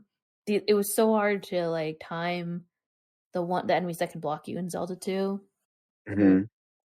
Especially if you're in one of those like little tunnels where you can't even really jump. So and you can't jump get away and from immediately hit the button. It's awful. Yeah, I don't know how people played it on like a actual like NES or SNES console with like actual lag and the buttons and chords and stuff. Yeah, it seems hard. I wonder what would be good to bring back. Like one thing I don't really miss that was in like Skyward Sword and Twilight Princess was like motion controls. And there were some motion puzzles in Breath of the Wild, but like I definitely don't miss motion controls. And like I'm sure you can use them, but like I just use a Pro controller, and like it doesn't really bother me. The motion aiming controls can be good, but like I don't really miss the other motion controls. Yeah, I agree. Motion controls and stuff. Yeah. And like again, I played Breath of the Wild on the Wii U, where you needed the gamepad to do some of the puzzles. The motion control stuff, like for the whatever the devices of the monks, or I don't remember what it was called. Yeah, in the shrines. Like, so that was very obnoxious because my gamepad's never charged because it just sits and like runs out of battery somehow. Oh, because they run out of battery. It turns on automatically when you turn the Wii U on. So unless you keep it plugged in, it's just going to drain battery. Right. What is bad system? It was a great idea. Yeah, it was ambitious. yeah. Gameplay we talked about. Oh, Cosm. Well, and everyone, but specifically Cosm. Question. Back on topic. Most surprising speedrun? Was there a speedrun that you found particularly surprising? Because I feel like there's like a spectrum of speedruns where it's like just do the game really fast and memorize it, or there's like have a bunch of weird shit that you do to manipulate the game. You know, was there one that was like surprising to you? I have an answer. Yes, I'm trying to find it. Jesus, I don't know why I can't find it. Okay, what's your answer? While you the one where like stare at a rupee for like 3 hours. It's like that, like low percent speed run or whatever, where you collect the least amount, and like his like idle animation will like eventually glitch him through a door, but you have to stare at a rupee for a really long time. Right. What do you remember? What game that is? I think it was Twilight Princess. Twilight Princess, yeah, 3D one. Yeah, that's funny. I think it was Skyward Sword or Twilight Princess, but it's one of the ones where I thought it was interesting how they like manipulate the save files. Oh, like, Twilight Princess, yeah. Yeah, in one save file and then another. And I think it was not specifically the speedrun for Twilight Princess, but I thought they used Twilight Princess to like hack the Wii to like make the homebrew channel, which was also interesting.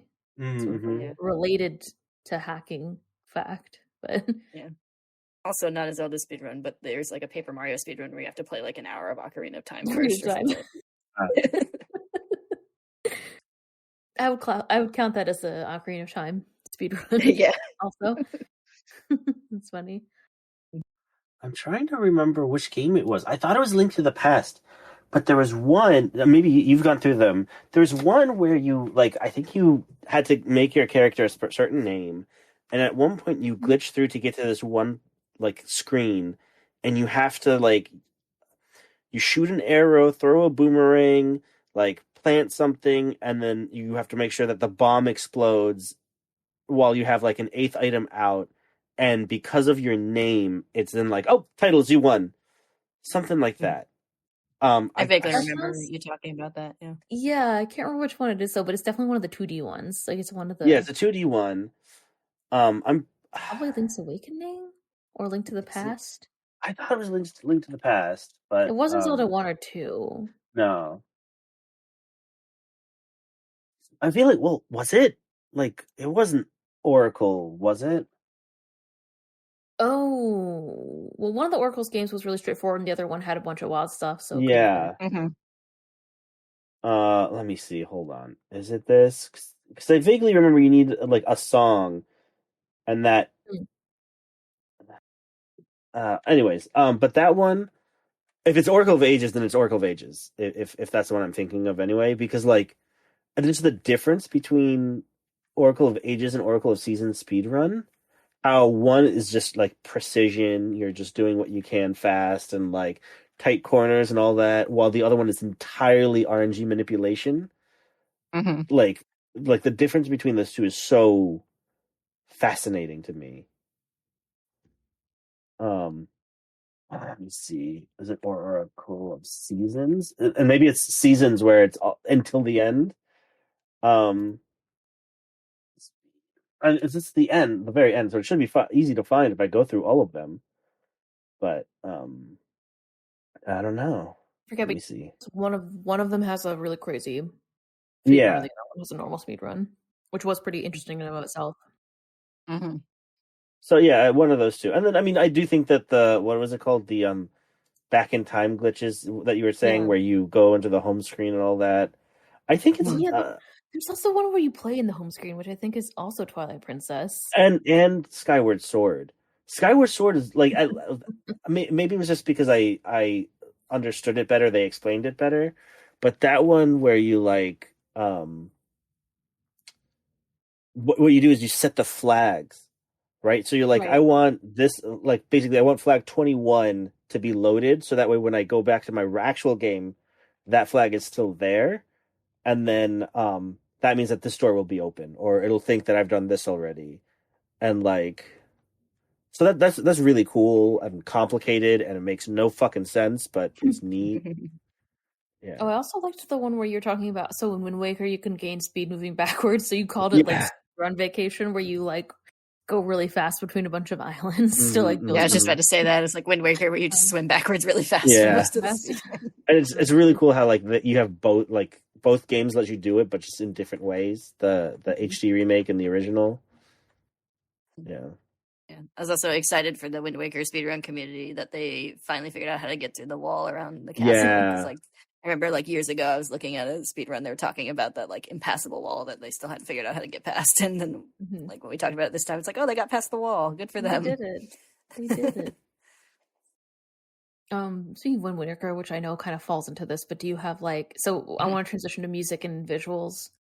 For visuals, do you have like a favorite visual style? And the reason I know we talked about Wind Waker a couple times. Like, yeah, it's like it's Wind Waker. It's Wind Waker. Yeah, exactly. The answer to both those questions are Wind Waker. Wind Waker. I like the Tears of the Kingdom's aesthetic also. I mean, like it's carried forward from Breath of the Wild, but I mean, like the Zonai stuff in particular, I would also add to that. Although it's similar to Wind Waker, which I also love. So yeah, it's I like the Twilight shaded graphic. That's true. Yeah, it's glowy. I also like makes it great. The kind of like painterly style of Skyward Sword. The sort of impressionist, charming looking game style. Yeah, yeah, and I like the Twilight and Twilight Princess and all the weird floating graphics and stuff. That was cool. Yeah, and the like oversaturated glow coloring is cool. Yeah. I remember seeing like early trailers and stuff. It was just like black and white in the Twilight, and it looks so much better with that like oversaturated like late evening glow kind of to it. In the Twilight glow, yes. Yeah, the Twilight. Yes.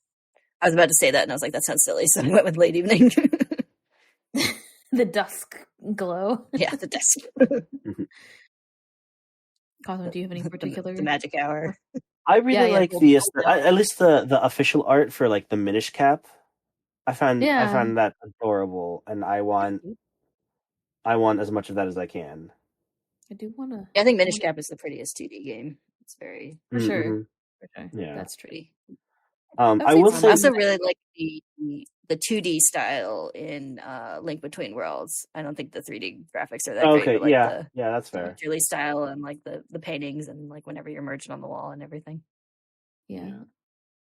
I mostly appreciated Link's like wiggle, like animation and the noise and stuff when he's in the 2D. Yeah. Oh, what I kind of like, but also don't, is the 3D-ish Link's Awakening. The soulless beady eyes. Oh my god! But I like. At the same time, I like that style though.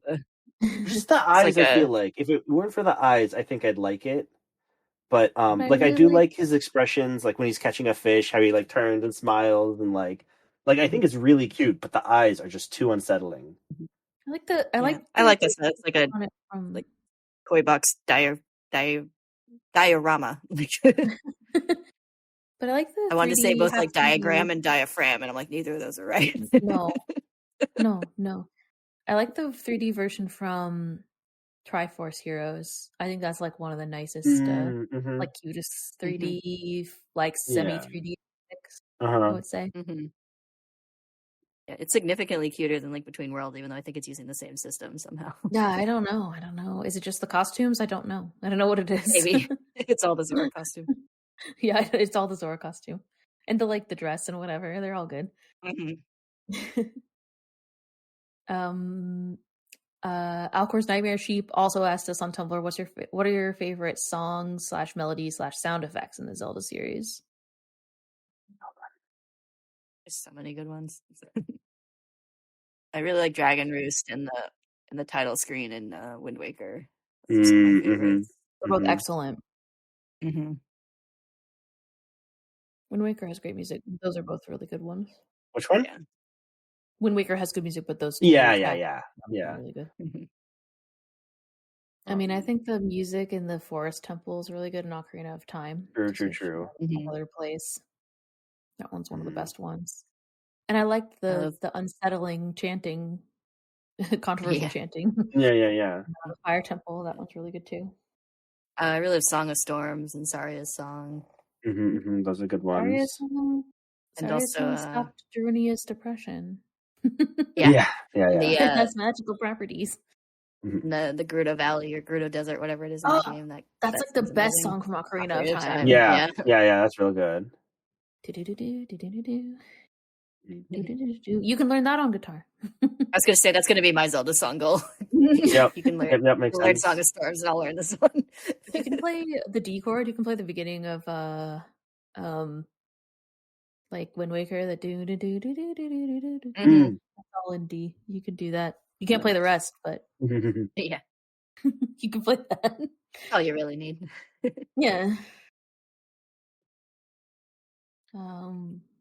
Yeah, Dragon Roost has a really good theme, and it's really good. The iteration of it in Breath of the Wild and Tears of the Kingdom are really good. I enjoyed them a lot.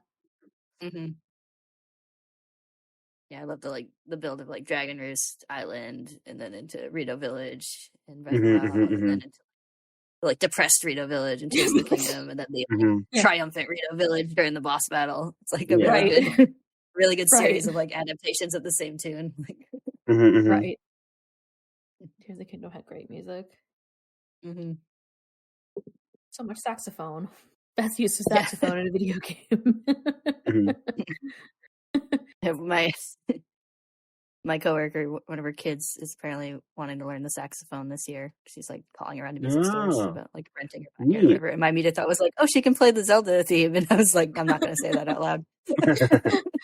Well, is it more appropriate or less appropriate to say, "Oh, she can play Careless Whisper"? Yeah, your choice.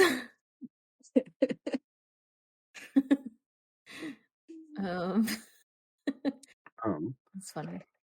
I can go through game by game, tell you my favorite songs in each. Okay. All right, Ocarina of Time, I think is going to have to be Song of Storms. Majora's Mask, I think it's Rockville Temple, or the Stone Tower. Stone Tower, one of those two. Stone Tower.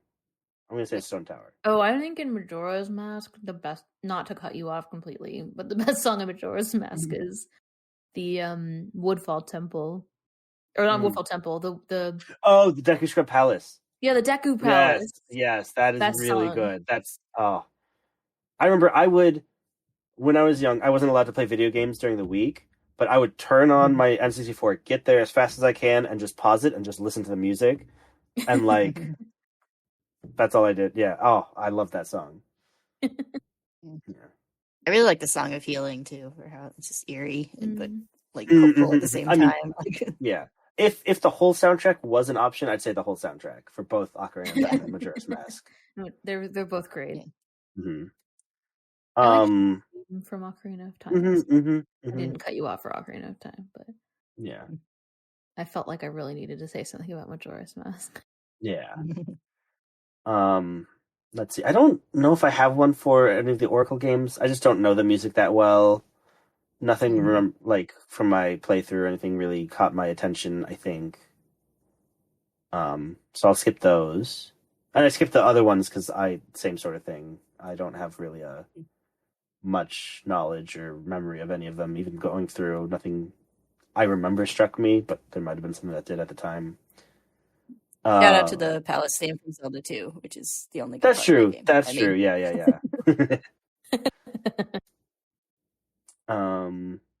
For the Wind Waker, I actually like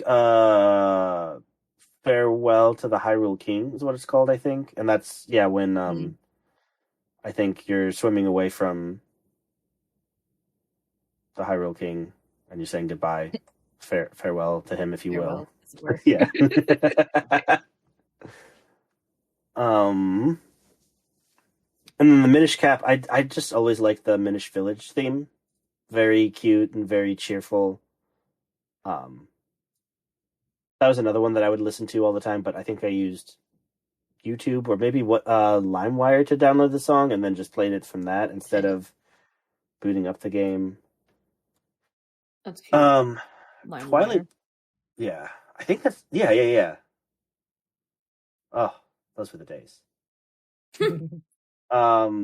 Twilight Princess. I also think the Gerudo theme in Gerudo Desert theme in Twilight Princess is also very good. That one's very good, and so is Minda's Lament. Yeah, that's a great song. That's yeah. I gotta say, one of the songs that's that song where I'm like, I know I'm supposed to be in a hurry, but I just kind of want to sit here and listen to this song. Yeah, when you're running and carrying her. Yeah. I do remember the Kakariko Village theme song really well from Twilight Princess. I liked all the weird like Western music in Twilight Princess. Like yeah. That's kind of like a ranchy game. The whole game is like you're a cowboy. Yeah. Also a wolf. Yeah, I don't know how to describe it. It's like you're a ranch hand, and then you're like, Kakariko's kind of there's like definitely a Western vibe to. I don't know why. I don't know how they figured that out, but there is. Yeah, I like the little like Western shootout mini game where you. Yes. The little like hidden village thing to get the. Oh yeah, that one. Yes. Yeah. Oh, I also really liked in Twilight. I like the Twilight music. I know some people don't like it, but I like the Twilight music and the Twilight Beast sound effects. I like them. They're like unsettling, but I enjoy them. Oh yes. Okay, yes. It's definitely very interesting and like like I don't know if that's something I'd listen to just to listen to it, but in game, like in context, I think it's very good. Yeah. I don't know if I recall anything from Phantom Hourglass. Spirit Tracks is obviously the train theme. Linebeck's theme is really good in Phantom Hourglass. Oh yes, that's true. Linebeck's theme.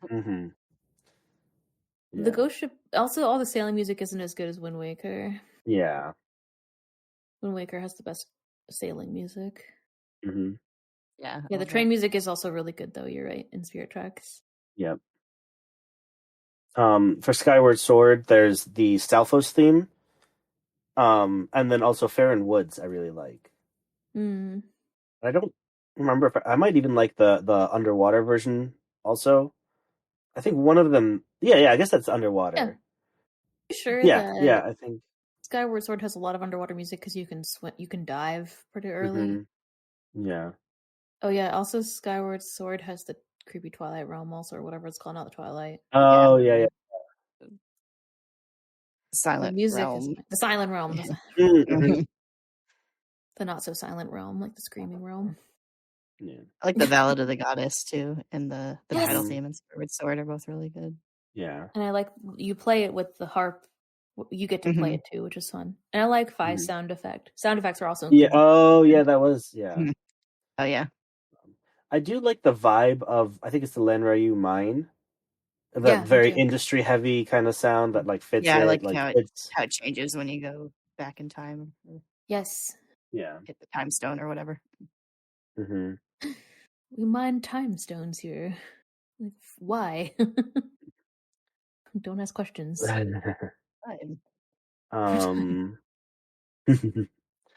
Link Between Worlds, Yuga's theme is wow. I think really I kind of said this, but I do like how the music changes when you're against the wall, like when you're 2D. Yeah. It's kind of like faded out. I did like that effect. Yes. A lot of the music was like very similar to Link Between Worlds, though, other than Yuka's theme, right? Link to the Past, you mean? Yeah. Sorry, Link to the Past. Yeah. Yeah.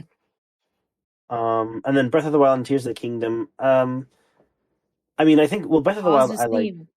Oh god, yeah, Kaz's theme. I forgot all about that for some reason. I know we were just talking about it not too long ago. Yeah, we talked all about accordion. I also really like the Lost Woods theme and the Maze theme. Yeah, the same song, but just for those two, the Maze and Lost Woods. Right. And then the Hyrule Castle theme. Yeah, it's really good. Yeah. Oh, I forgot about the Ganon music. It kind of started with like Ocarina of Time, where you're going up the stairs to fight Ganon. Oh yeah. The organ. Yeah, I think that's kind of carried through. Yeah. And a lot of the Hyrule Castle theme, like it's really that is kind of referenced in the Breath of the Wild one, which is also really cool. Those are both cool. Yeah, I like the way the Hyrule Castle theme is like played, like a speeded up version is like the old man's theme before it's totally revealed that he's the ghost of the King of Hyrule. There's Zelda's Lullaby that's integrated in a lot of music too. I'm thinking specifically of the Tears of the Kingdom one, which is really, really good. But the version that plays during the like final dive is so good. Yeah. Oh, and then the sound effects from the Zonai temples, like when you get the Oh yeah, the end sound effect when you get the thing at the yeah, end. for Yeah, like that's cool. chanting and all that. Yeah, that's real Yeah. good. Yeah, I like that too. Mm-hmm. Zelda's Lullaby is also incorporated in the Breath of the Wild Hyrule Castle theme, which is really good. Well, that one has Hyrule Castle, Ganon's theme, and Link's theme. Right. Yeah. Yeah, so that I think that is really well put. How do you put all three of them together? Yeah. Yeah, the Zelda part just really sticks out to me because of the way I encountered it the first time, where I was like in Zelda's private room and just as it kicked in. So yeah, it's also just really haunting in that music because you're kind of like amped up, and then it's like, oh right, Zelda's also here fighting, you know. And doesn't it get louder the closer to Ganon you get, or something like probably. that? It does in Ocarina of Time, which doesn't necessarily have Zelda's Lullaby integrated into it. Yeah. Yeah, I think it's louder when you're like inside the. It, like changes slightly when you're inside the walls compared to like outside the outer part of the castle, at least. Next topic, completely different topic. Spinoffs and multiplayer. Did you have a favorite multiplayer spinoff game? For a nostalgia reason, I want to say my favorite multiplayer is Four Swords Adventure. Right. I just played it a lot, but trying to play it with you, like all the different things about it, like, yeah, I can. Triforce Heroes is Triforce Heroes much better. Yeah, I think the bones of Four Swords Adventures were really interesting. It was just kind of a struggle to get it all working. Yeah, Triforce Heroes is fun. It is fun. Easy to set up currently. I don't know how long the 3DS online service is going to last, but at the moment it's easy to get on and play, and it's fun to play. I also thought the multiplayer things for the DS games looked fun. Yeah. On the topic of spin-offs, Alcorn's Nightmare Sheep on Tumblr also asked us, have you read any of the official Legend of Zelda manga? And which ones? I own many of them, but I haven't really read them yet. I got a box set for real cheap. Oh, nice. I like skimmed through some of them, but I haven't really sat down and read them. I did read the little one shot at the end of the Hyrule Historia or something. It was like a prequel to Skyward Sword. It's like by the same manga people. Manga people. I intend to read them though. I've heard good things about them. Yeah, I read one of my coworkers was like, "Oh, you gotta read this. Check this out. You like Zelda." He was like obsessed with Zelda, a much level beyond me, even though I have a Zelda podcast. Like, I don't know. And loaned it to me, and I like read it. I just it was like really long. I think it was like must have been for like Link to the, maybe it was one of the Oracle's ones. It was one of the games that I hadn't necessarily played. So like, I don't know. I wasn't super into it. That's fair. But I hear they're good. Kind of interested in reading them, like especially the like Twilight Princess one. For some reason, that seems that one's fairly long. I think it only wrapped up fairly recently. Yeah, it was like on that one I don't have because it's so long. It's not included in the box set because most of the other ones are just like 1 or 2 volumes. So rude. Yeah, the one that I read was pretty short. It was like imagine like a, like a one-off comic book, kind of like the side, not like a thin comic book, but like a collection, like a I think of the word for it. Trade paperback. Probably, yeah, because it had like a full cover, but it wasn't like just like stapled together paper. You know what I'm saying? Like, yeah, it had a full thick paper cover. But yeah, it's like I don't even remember which one it was, so I don't know. I mean, I don't know. They seem good though. Cause you haven't read any, have you? Or have you? No, I haven't. No, you just have your none of them that I can think of. Yup. Okay, I have some final topics to transition to. Oh, actually, I did have one. It's talking about spin-offs still. I think I mentioned this last episode, but like I saw gameplay of Cadence of Hyrule, and I'm kind of excited to play that. I feel like, out of all the ones that we talked about and all that, that's the one I'm most excited for. Yeah, And then, I mean, like, Link's crossbow training, if I could ever find that to play again, I'd also be down to do that. That seems fun. I remember it being fun at the time. Yep. Yeah. Now we have a full widescreen TV to work with. I know. Imagine the shooting we can do. Shoot forever. So far to the right and left. I was thinking, like, we don't motion controls that kind of don't like guns, like, as a mechanic, like point in, huh? Oh yeah, okay. I meant light gun is like how the old gun games like the arcade gun. Yeah, like arcade guns. Duck Hunt, like Duck Hunt. That's how Duck Hunt works. Yeah, those are always still fun to play in the arcades, even though you need like $5 in quarters. Well, next topic is like all games, all your ranking, for example. Has that changed? I have copied our ranks for reference. Do you have any second thoughts? You want to change? You want to rewrite history here? That's what I'm saying. I think I'm satisfied with my rank. I think I'm satisfied. We had a pretty long discussion about them in the when we talked about Tears of the Kingdom.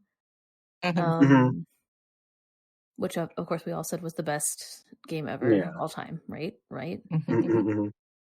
I'm second guessing my Twilight Princess placement above Ocarina of Time, but at the moment when I played Twilight Princess, I feel like that's what I thought, so I'm gonna trust my judgment back then.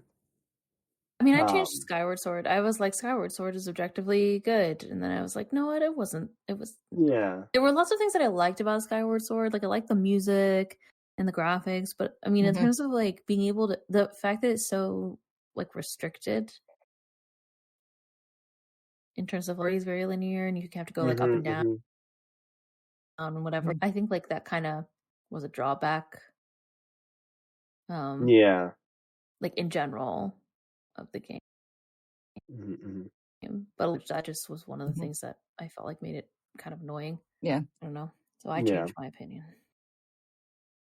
I had to blow up. I feel like you could tell Skyward Sword didn't want to do that. Like, it was like forced to. Like, you could kind of see the game it wanted to be, even if it didn't quite get there. Like, it would be hard game back then where you could really fly all the way down there. Like, I don't know. Like, I get it. I get it. But it's still like kind of a loss. The upside is you get flying. The downside is you lose non-linear gameplay, I guess. Yeah. Like non-linear between the world, the surface world and the Skyloft. Yeah. Yeah. Because you can fly around Skyloft in a linear sort of fashion. You can like fly out to the islands and stuff. But then to get to anywhere, like you can't run on the... Like one thing that I was thinking later when I was thinking about that the Skyward Sword recently is like you can't... The map is kind of like abstract. You can't run through the map. Like you can't go from like Fairmont Woods to somewhere else. And I find that kind of like weird for a game. You can fly around Skyloft, but you can't run through the surface world. So like I guess I mean I'm sure there's technical constraints, but yeah. Like I don't know. I feel like I think they said they wanted to make them like connect, but they just couldn't with the... Yeah, I'm sure they just can't. I'm sure there's reasons. Technical restraints, yeah. Wasn't there like one place in Lanryu where you go through water and end up back in Faron Woods? I feel like there's like one warp like that or something. But even then it wasn't quite the... Really? You can't even warp from like... You have to pick like a specific warp point. And then you can't warp... You have to go up and then down. It's like you can't warp around. Yeah. You know what I mean? Like you have... So it's like, why even have warps? It's very odd, you know? I mean, I guess it's like so you can go between Skyloft and places easily, but it's like you can't warp from left to... Yeah, they're not really warp points. They're like landing points. Yeah. So it's a little... I don't know. It's like... Yeah, it's like most of the time it was fine, but it's like a couple of times when you had to like go from like one place on the surface to another place on the surface would be annoying because you'd have to go up to the sky and then fly over to the other place and then go down. Yeah. Yep. Or walk through half of the surface map or whatever because you can't warp once you're there. So yeah, it's a very... I don't know. So anyway, I don't know. I guess I changed my rank to below Ocarina of Time. I think it's okay. I'm fine with that. That was what I had before. I mean, by what I had before, I mean when we discussed this last, not at the time. Yeah. And I'm pretty satisfied with my rankings. Maybe if we add Ocarina of Time randomizer, like put that at the top, maybe. Because it has all the nostalgia of Ocarina of Time, but then like the like the freshness of a new game and like a different challenge. And like the replayability, the multiplayer aspect of it, because you can play with a friend. Yeah, it's true. None of them are multiplayer. Yeah. Except for the multiplayer ones that we talked about, which aren't on our ranks. Yeah. Blast from the past, most nostalgic game for you. I'm gonna say I'll go first because I think so Wind Waker was the first game that I really played, but I actually feel the most nostalgic while playing Ocarina of Time. It has like a real it's just like it has Nintendo 64 like it sounds like an N64, the graphics look like it's like I didn't play Ocarina of Time, but I played a lot of N64 games as a kid. And so there's something about just like plugging everything in and like turning on using the weird 3-prong controller and like the sound of the N64 and like the look and feel of the N64 is like very nostalgic, even though I'd never played that game as a child. Yeah, I was gonna say something similar. It's like Ocarina of Time feels very nostalgic to play, even though I didn't play it as a kid. Oh, interesting. Yeah, but yeah, Wind Waker is the most like actual nostalgic for me. Like, because I did play it as like a 12-year-old or whatever.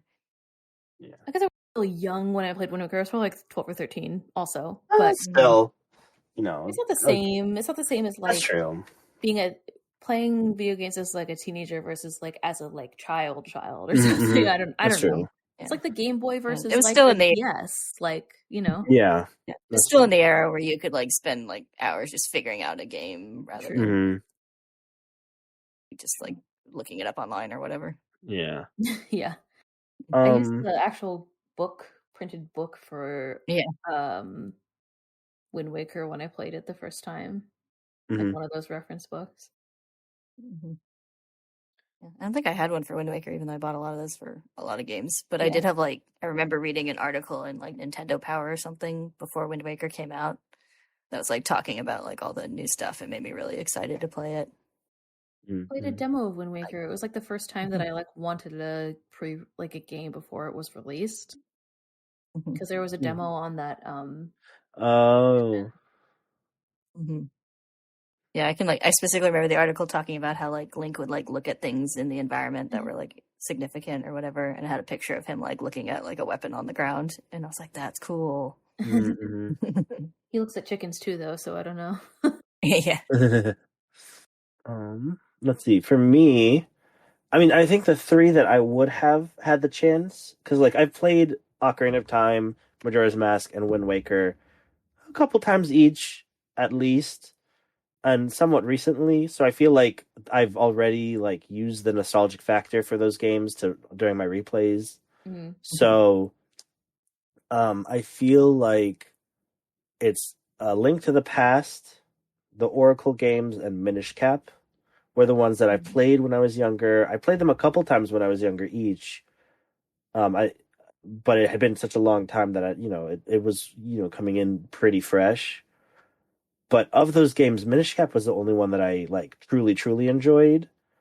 So I'd go with Minish Cap. While like Link to the Past, again, I understand it, I appreciate it, but not for me right now, And the Oracle games, I don't know, there's something missing. I love the concept of it. I have fond memories of it, but playing it just didn't seem right, and I just couldn't put my finger on it exactly. Or maybe I could, and I don't remember what that finger was anymore. I want another Minish Cap. That game was so cute. Yeah, it's good. I like this. I really like the style of that game. Yeah, I like the mechanic too. Like it has a good gimmick. Yeah, it has a good gimmick. Yeah. So I had a discussion question. Yes. Oh yeah. Sort of the general idea of like biggest surprises, like games you didn't think you liked and you really liked, or games you didn't remember, like you remembered liking a lot, didn't like this time, or remembered not liking and really liked, that kind of idea. I mean, I just kind of told you the ones that I had high hopes for just from my memories. Link's Awakening was definitely a surprise for me because it was one that I've like, again, that's the only one I think I hadn't and Link, the Adventure of Link, Zelda 2. Those were the only ones that I hadn't played before, and I don't know why I never played it. So yeah, I don't know that. So that was probably a bit surprising for me too. And yeah, I mean, I think just going through and it's like, I think my memory of Skyward Sword wasn't it was a little less fond than I am now that I've replayed it. And even I think same with Twilight Princess. Now that I've replayed it, I feel like my opinion on it has improved from just like my memory of it. Yeah. Oh, no, actually the biggest surprise is that something beat Majora's Mask. That's I do think Zelda 2 was surprising considering, like, I mean, I played other games in the Zelda series, and so when I played Zelda 1, which I hadn't played before we started prepping for this series, I was like, oh, this feels like a Zelda game. There's like bombs, there's items that are familiar, like the dungeons are like you go in them and whatever. It has very like, things that are common to the series in the future. When it came to Zelda 2, I was like, what the fuck is this? Like, it's very different. And so I was kind of surprised by that. So an interesting thing is, of the time, there were several games that did that. Like Street Fighter 1 and Street Fighter 2 are two completely different games. I think Double Dragon 1 and Double Dragon 2, aren't those also very different? I don't know. Maybe they just thought people needed, novelty. Yeah, that did seem like more of a thing in the past where like the second game would be completely different for some reason. Yeah. Instead of being like, this is like our established like conventions of the series, or like expand on this but keep it familiar for people who liked it. Like, I don't know. But I feel like the second game is usually the one that like stuck. Okay, I was wrong about Double Dragon. Double Dragon 1 is essentially the same.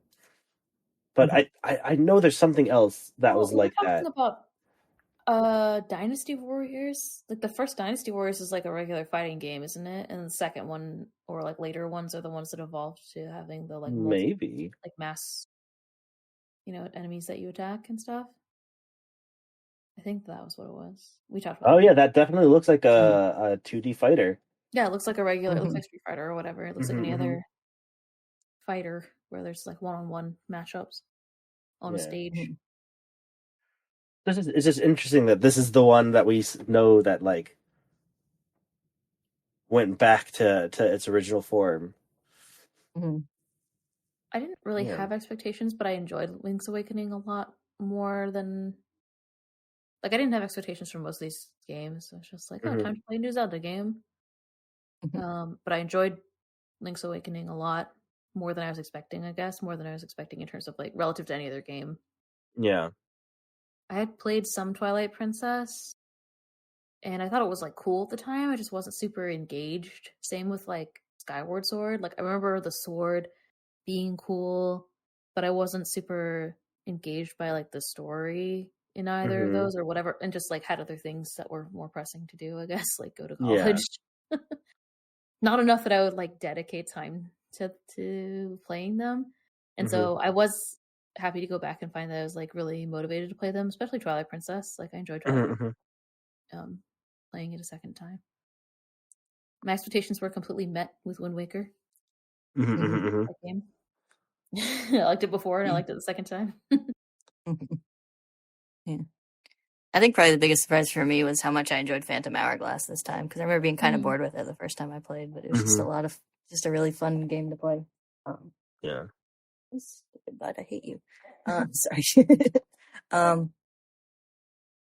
I was also Link's Awakening. Also, like I played it once on the like Game Boy Color way back when, and I didn't get very far. Like I couldn't figure it out very much, and it didn't want to be in like one of my favorite ones this time.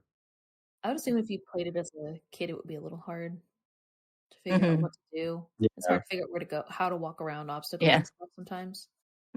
Yeah, it's like, why am I getting killed by Mario enemies? What's going on? And then it's kind of a general surprise that like keeps surprising me is just how good Ocarina of Time still is. Like just how much it holds up. Like it's janky, but like it's still a really good game. Like I think I enjoyed it more this time than the first time I played it, like, which, I don't know, maybe 10 years ago? I don't know, whenever it came out on the 3DS. It's the first time I really played it. But, like, I feel like I got more into it this time, but it just really holds up. Nice. I definitely feel like playing these games with the mindset of being like, we're going to have to talk about them, pushed me to play through them, like, to a certain extent sometimes. Like, not like Ocarina of Time. Ocarina of Time was a game that, out of all the games that we played, it was one of the ones where I most, like, was like, I need to play Ocarina of Time. Like, I gotta go. I would, like, wake up, like, an hour before work, an extra hour early, like, play Ocarina of Time before work, and then I would, like, play at night, and then I would play for, like, hours on the weekend, and, like, it was one of the games that I most look forward to playing, and I don't really know why that is. It was very interesting. Because, I mean, like, if you look at it on the whole, like, yeah, it's a really great game and everything, but, like, it's just as good as Twilight Princess, or it's just as good as, like, Majora's Mask, like, but it was one of the ones that I was, like, really, really excited every time. I didn't feel like, I didn't get, like, bored of it or, like, frustrated very often. Like, you know, I don't know.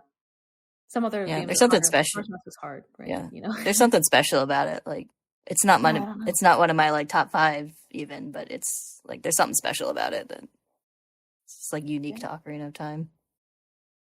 It's also, I started playing it again. We were just talking. I don't know if I've kept anything in, but I was like, I just started replaying it because I was like, it'd be really fun to play Ocarina of Time again. Like, out of all the games, all of these games, I was like, I think it's time for Ocarina of Time. Like, I don't know. There's just something about it, you know.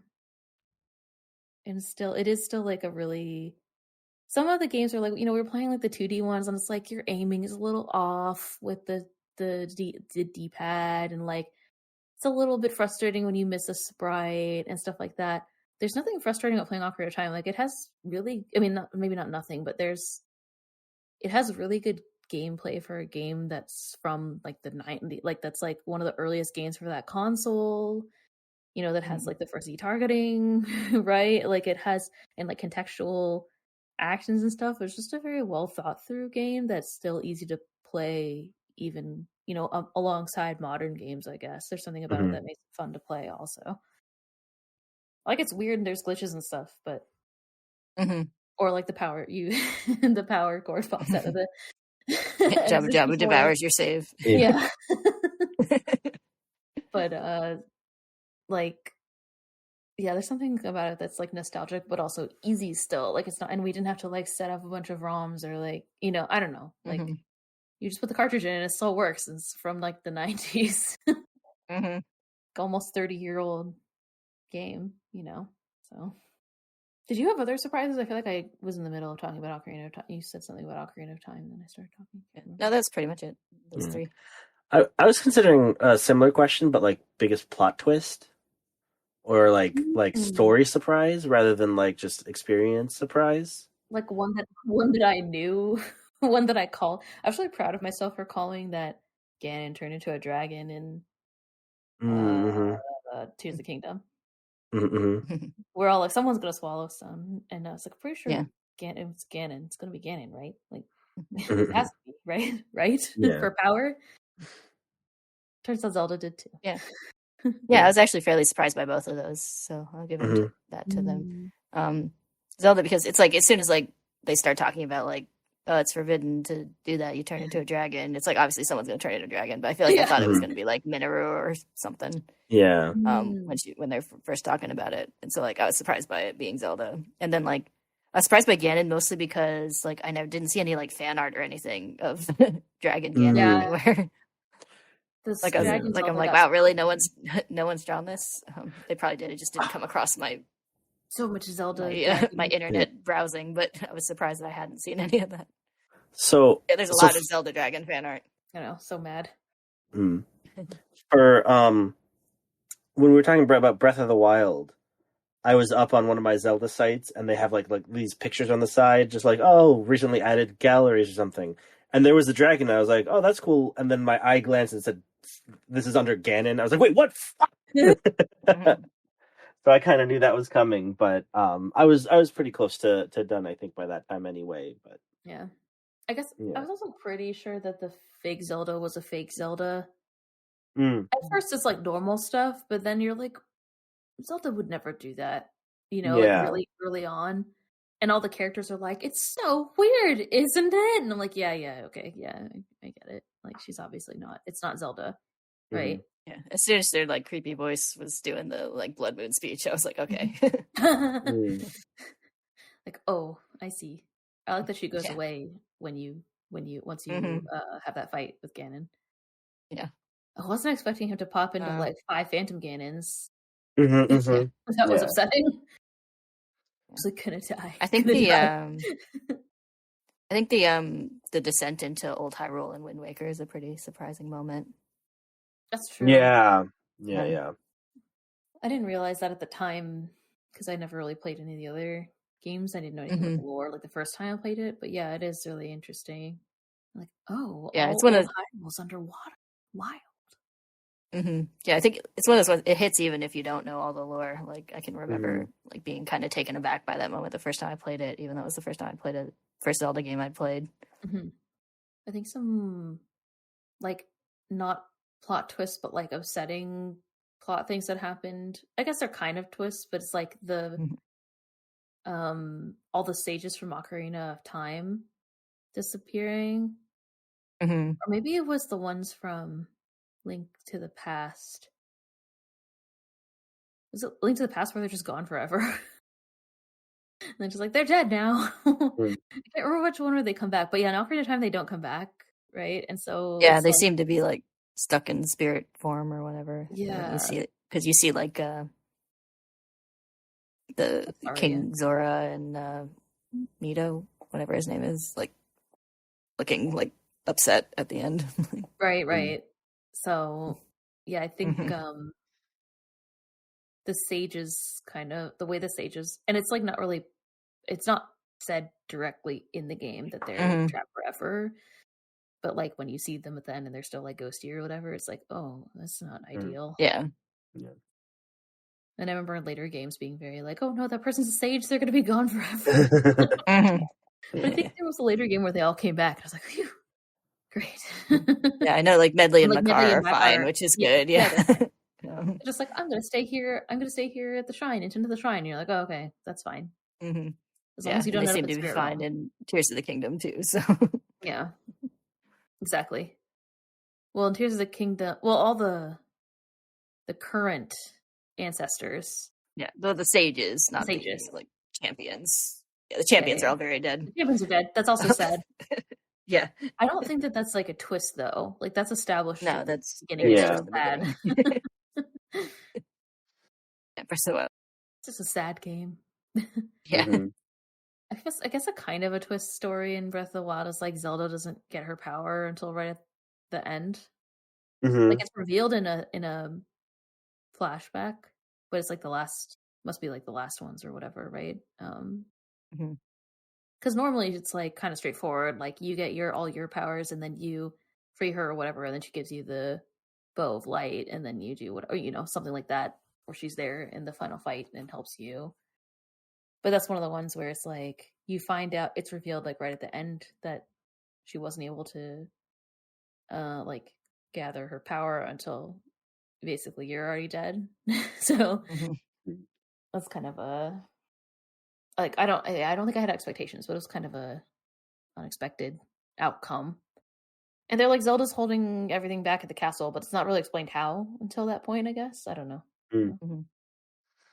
I think I already knew that Zelda was Sheik, and I already knew about going back in time in Ocarina of Time. But I feel like this would have like blown my mind. Actually, one thing we talked about, I think when Ben was there, he said that as a kid, it's like you do all the 3 dungeons, and you're like, well, I guess the game's over now. But then it's like a whole extra game.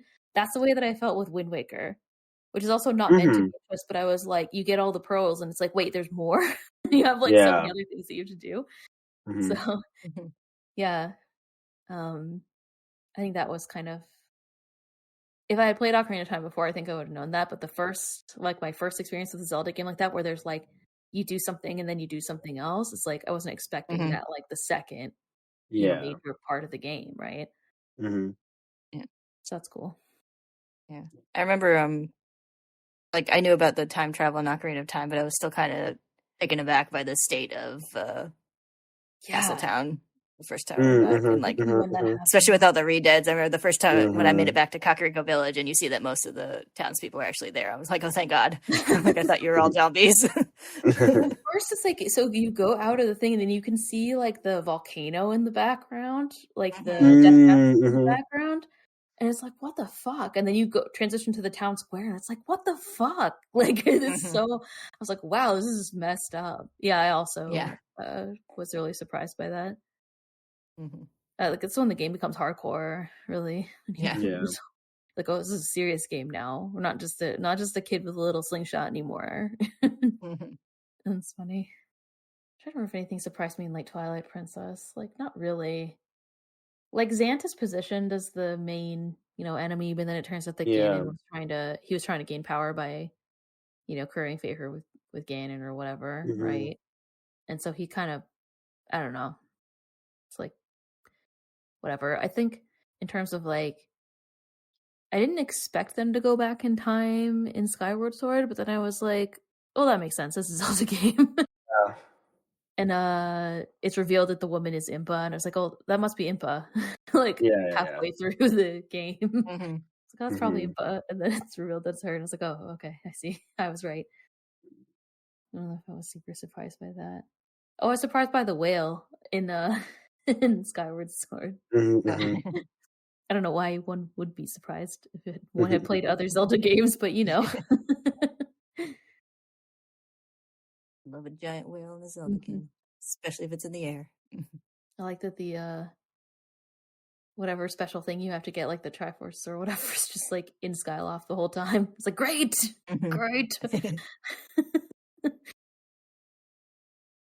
Oh, the most surprising thing about Skyward Sword is the beetle has this little floating shop. Yeah. His little bike. Yeah, that's a good one. I think Majora's Mask, in terms of surprises, also just like it's so creepy. It's like surprisingly, you come up. Ocarina of Time has some, like, scary things or darker things, like the zombies and stuff we were talking about, but, like, it's nothing compared to nothing compared to Majora's Mask. That was, generally speaking, the whole thing was surprising. It's like, this is it's like I wouldn't think of, like, anything as a particular plot twist, but it's like there's lots of moments in the game where you're like, oh, okay, we're going there. Okay. Like, oh, they just think I'm. Oh, okay. Well, you just think that I'm your friend who's dead. Oh, okay. I guess this is fine. Yeah. It's a lot of, like, it's not like a twist, but you're like, I guess it's fine. Like, the whole game. Yeah. You died right in front of me, and yep, that's your gravestone I just built. Like, and your face I just took. Okay. Yeah. Awkward.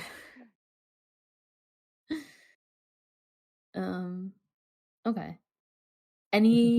This is the finale. Do you have any final thoughts about all of Zelda? Any Zelda, everything, all the time?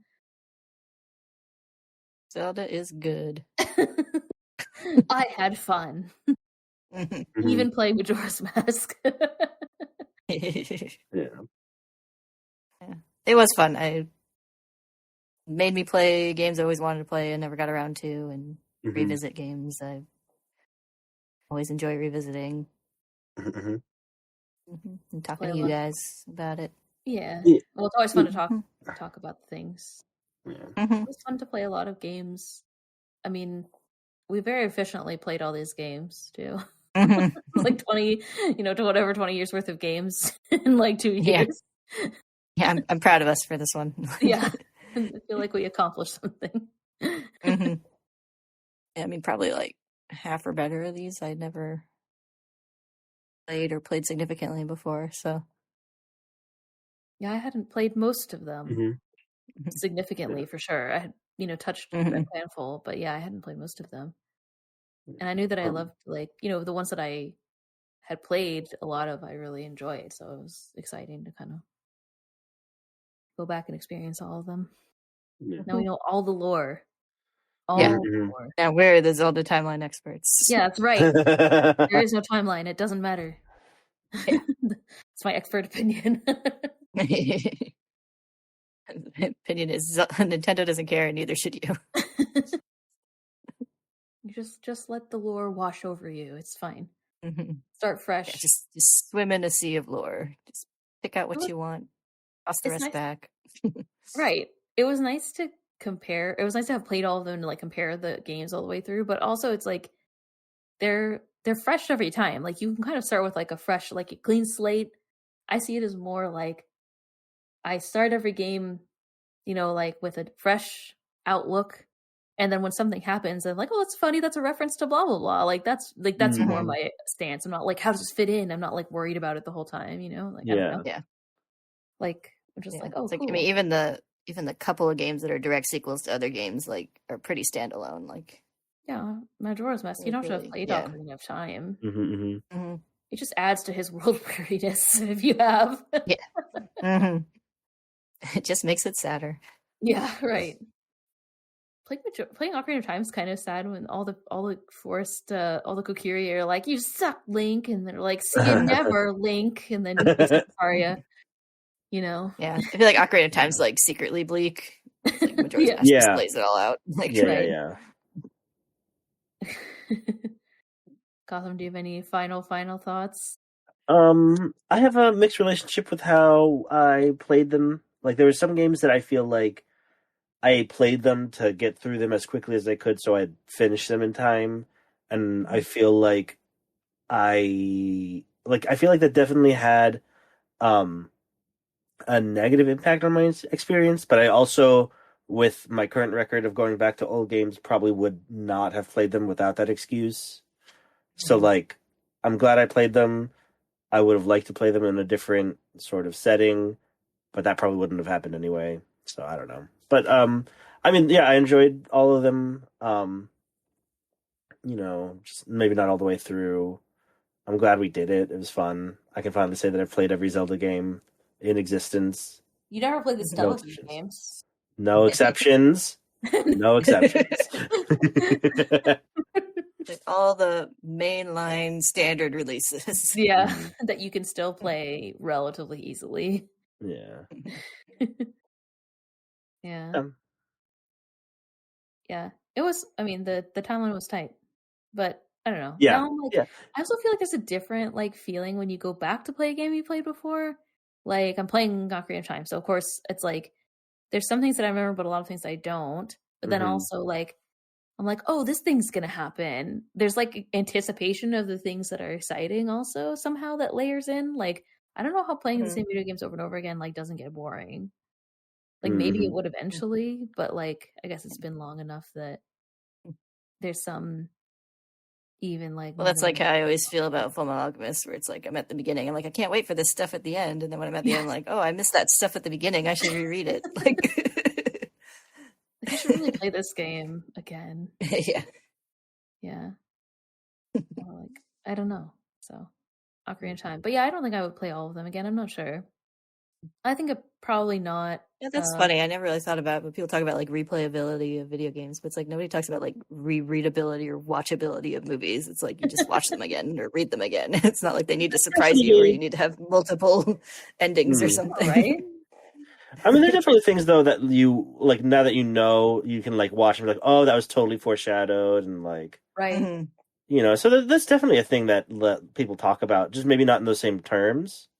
Right. Yeah, I think it's just more people talk about it as like an aspect of analysis rather than like it's not worth playing again or watching again. Like where people do with video games. I feel like there's some. I mean, maybe. Well, it's more like I feel like it's like first of all, the expectation for movies is different, right? Like you expect to just sit and consume, and so I think like, people expect like a challenge from a video game, like some level of challenge, and if it's like you've already solved the puzzle one time, like maybe there's a belief that you won't be able to, or like it won't be as fun the second time because you already know. But like there's got to be a time limit where all that runs out. Like there was stuff that I remembered about Wind Waker, but there was a lot of stuff I didn't remember about Wind Waker. It was like the game that I had the most familiarity with. Even Breath of the Wild, like when we restarted Breath of the Wild, there was like a lot of things that I kind of needed to like figure out again. Like I don't know. And it hadn't even been that long. Probably been like a year or two, right? Since we played that game. I'd finished playing that game. Like, Mm-hmm, mm-hmm. Yeah, sometimes when people are talking about like replayability, I'm like, oh, you're assuming I have a much better memory than I do. Yeah. Or you're assuming that I'm gonna literally start it right after I finish it, which is like, no, like this game is like I also didn't own like an N64 copy of Ocarina of Time. I like bought one later. It's gonna be in my house until it stops working. Like I can play it indefinitely for the rest of my life, right? Mm-hmm. Like so there'll be a time, there's kind of an expiration period of not the knowledge of the game, you know? It's different than like something like a strategy game where it's like the play, or like, you know, a game where you play with other people where like the play changes every time, but like you're not gonna remember every single thing about every game, right? I don't know. Yeah. Or you try to because you're speedrunning, right? Mm-hmm. You know, literally. Speaking of which, we should play Dominion again. Yeah, we could. Anyway, other Zelda thing, anything left to say? No? I feel like we've said so many things, just so many hours. Yeah, we said all the things about all the Zeldas. That sounds about right. Well, I had a good time.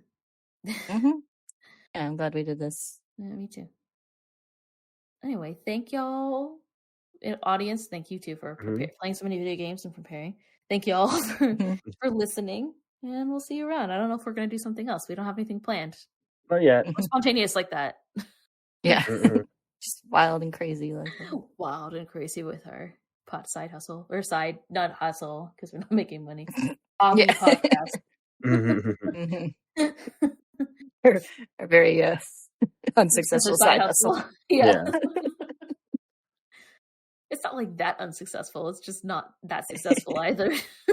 Monetarily. Not monetarily.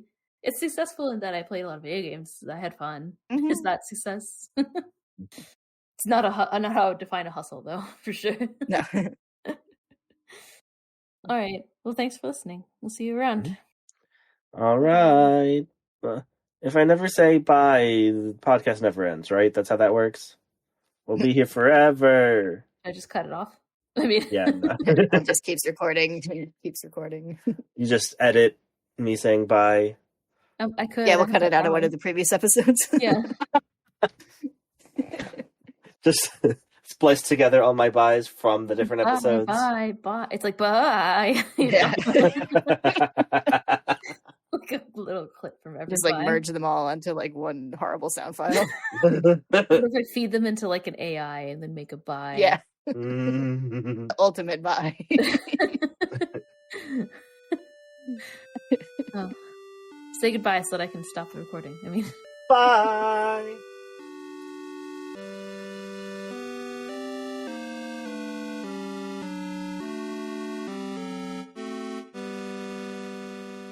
I have so many emotional support beverages. I have a fizzy drink and like an old glass of water that I forgot I had up here, and a new glass of water. What, you don't call them emotional support beverages? Is it just me? I have a canned Long Island iced tea. Does that count? Nice. I think that definitely classifies as an emotional support beverage. I had like 4 cups of coffee today, which is like not good. Oh goodness. Probably. I mean, it was great. I like trying all the like canned cocktails that they sell at the grocery store. So this is the latest one. It makes my fingertips feel better. So it makes my fingertips feel better. Does it just make them numb eventually if you drink enough? No, the cold can feels nice on my fingertips. I understand. Although, yeah, I guess if I drank enough, it would also feel better in a different way. Yeah, exactly. I mean, it might feel better until it feels worse. Also, yeah, might make my playing better. You'll feel more confident. Yeah, it won't change how you sound, but you'll feel more confident. I'll feel better about it. Mm-hmm. So you got a red guitar. Can you elaborate on what type of guitar it is? Like what brand? It's an acoustic. It's just it's like a cheapo. Oh, it's acoustic. Yeah. Ah, okay. Fun. Mm-hmm. That's fun. It's just from some like cheapo starter kit, but it had decent reviews for being so cheap. So yeah, you can get. I mean, they're like pretty. They're good ones that are cheap. Yeah. Yeah, you should send us a photo. Just a picture of it.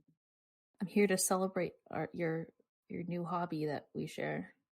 Mm-hmm. I'm here to interrogate you about the new hobby that we share. I thought about adding a topic that was like your favorite tangent. Your text tone just reminded me about that because we had so many tangents about Pokemon. Mm-hmm. That made me happy. If anybody has a favorite tangent, Feel free to share. But I was like, oh, maybe they won't remember. I don't know. I listen to the episodes a lot because I'm there, and then I edit them, and then I was re-listening to them to add timestamps also. So, oh yeah. I don't remember a specific one, but I just remember we talked about almost every episode. We talked about Pokemon. So really, it's a Legend of Zelda and a Pokemon podcast. Mm-hmm. It's like in my heart, I'm always talking about Pokemon. somewhere, Kayla's talking about Pokemon. It's like someone, like you sneeze and it's like, oh, okay, let's talking about Pokemon again. Yeah. Drunk history of Pokemon. Like, listen, double types have always been a thing. Meanwhile, I'm like, what is it? Like, let me tell you about all the glitches in Gen 1. Like moves that don't do any damage and like whatever. Don't do their actual stats don't get affected. Focus energy is supposed to increase your critical hit ratio, but it actually makes it go down. Wild. Spooky. It's a warning story for spooky season. I think it's a story of hope about, you can be real crappy at programming and still make it the most successful game in the world. If you just keep working for like 10 more years, you could also make the next great Pokemon. Just have to have a really good idea and a lot of time. And then they'll be like, in the first edition of this game, when you lost, it said you won. Play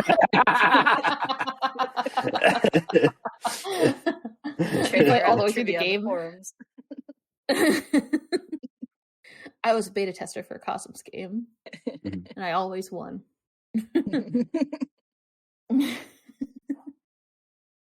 Anyway, maybe shall we start? Maybe it's a metaphor. It's like the only way to lose is to give up. Yeah, that's what he's going for. It's like a real, it's like a real philosophical like story game, So you guys get me. That's why we're friends. Yeah. Yeah. We'll call ourselves that. Definitely. That's definitely why we're quote unquote friends. Friday Night Lights and whatnot. I thought about watching that show once and I saw it was like 8 seasons. And I was like, never mind. No. I just wanted to make a joke about Friday Night Lights. I've never actually seen it. Isn't it just like teen drama? Is there even football? Yeah, I think it was like higher quality than usual teen drama, which is like why people were talking about it. And I was like, that sounds mildly interesting. Maybe I'll watch it. But it was already like 8 seasons. I was like, never mind. I like teen drama if there's a supernatural element, which is why I was gonna say, I was like, I need like vampires and shit to make me watch for 7 seasons of teen drama. I watched enough Gossip Girl, like enough via my walking in on my roommate watching Gossip Girl that I like can make jokes about it, but like not enough that I know anything that happened. You know what I mean? Yeah. And that was enough for me. Because when she was watching Gossip Girl, I was watching Sex and the City, and I was like, I'm a young woman in the city. This is appropriate. I watch adult drama. I'm like, oh, now I'm 18. I can watch this shows. My parents don't let me watch. They would be like, you need to leave. We're watching Sex in the City when I was in high school. And I was like, well, screw you, mom and dad. Now I'm going to watch Sex in the City. And I can buy it for like in the $5 bin at the pharmacy. I also don't really remember anything that happened in Sex in the City, to be fair. Just like a couple of random episodes that it all just blurs together, like there's a lot of garbage TV. What can I say? There is. It's like it was fun at the time. Yeah, I feel like my tolerance for garbage TV has gone down now that you have to like actively choose to watch it. Pretty much. Just being like, it's on, I guess I'll watch it. It's like if I'm gonna like scroll through and click play on Netflix, it needs to be higher quality than that. Yeah. or garbage in a very specific way. Yep. Right, which is why I was watching teen spooky drama, because I thought it would be garbage in the right way. But I got kind of bored. And then I recently was watching like a psychological drama on Netflix. It's called 1899. Cool. Oh yeah. Have you watched it? About that. I watched the first, I'm gonna say 7 or 8 episodes, and I got to partway through one of them. And I was just like, I'm kind of losing steam in my intrigue. And I haven't finished watching it yet, but it was interesting for the first couple. Titanic-y kind of thing. The story is so it takes place in the late 1800s. I think it is 1899 in the story. That makes sense. Yeah, that would make sense. I was like, I just can't remember if that's the title. I'm remembering a random number. I'm pretty sure it's 1899. It's the late 1800s, and it takes place on a steamship. And what happened is, before the story takes place, there was another steamship by the same company that was lost.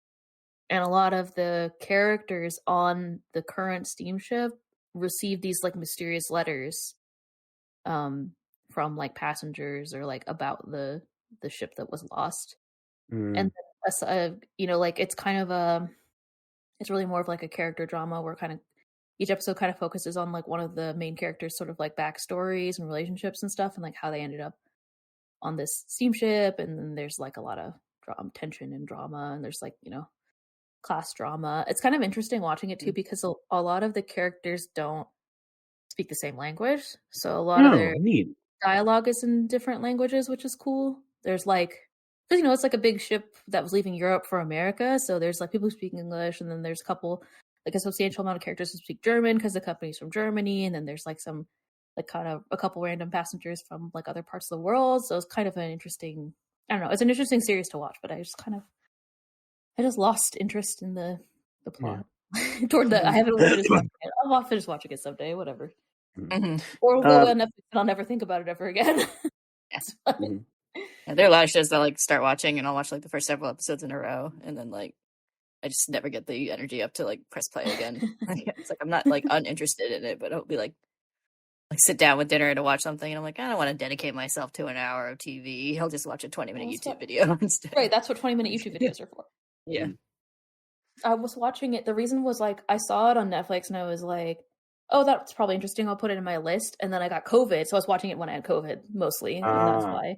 Because I was just, all I could do was lay there for like 3 days, and I was like, this is a good time to watch this like long, drawn out drama. So that all made sense. And then now that I have like walking around, I'm like ambulatory, it's not so worth it. And I have to go back to about my day job. You know, I can't just watch 1899 all day. I feel like contemplate the mysteries of life.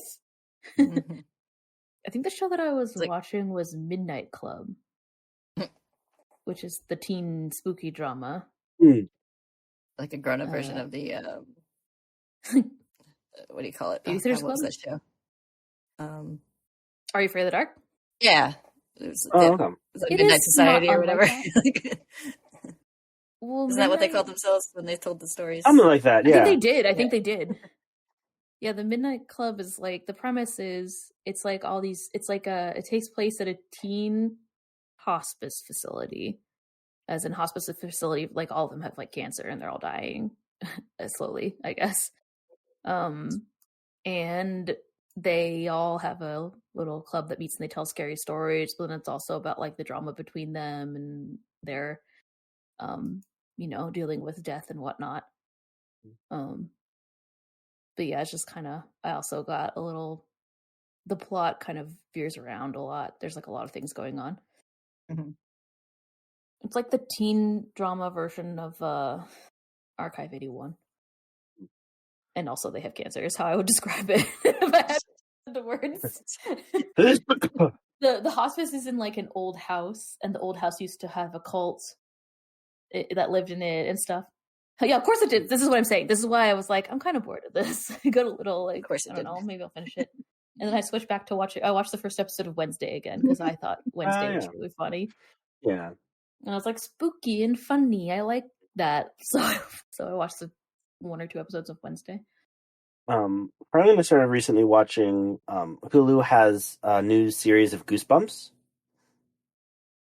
It's been okay. Not my favorite, but it's good.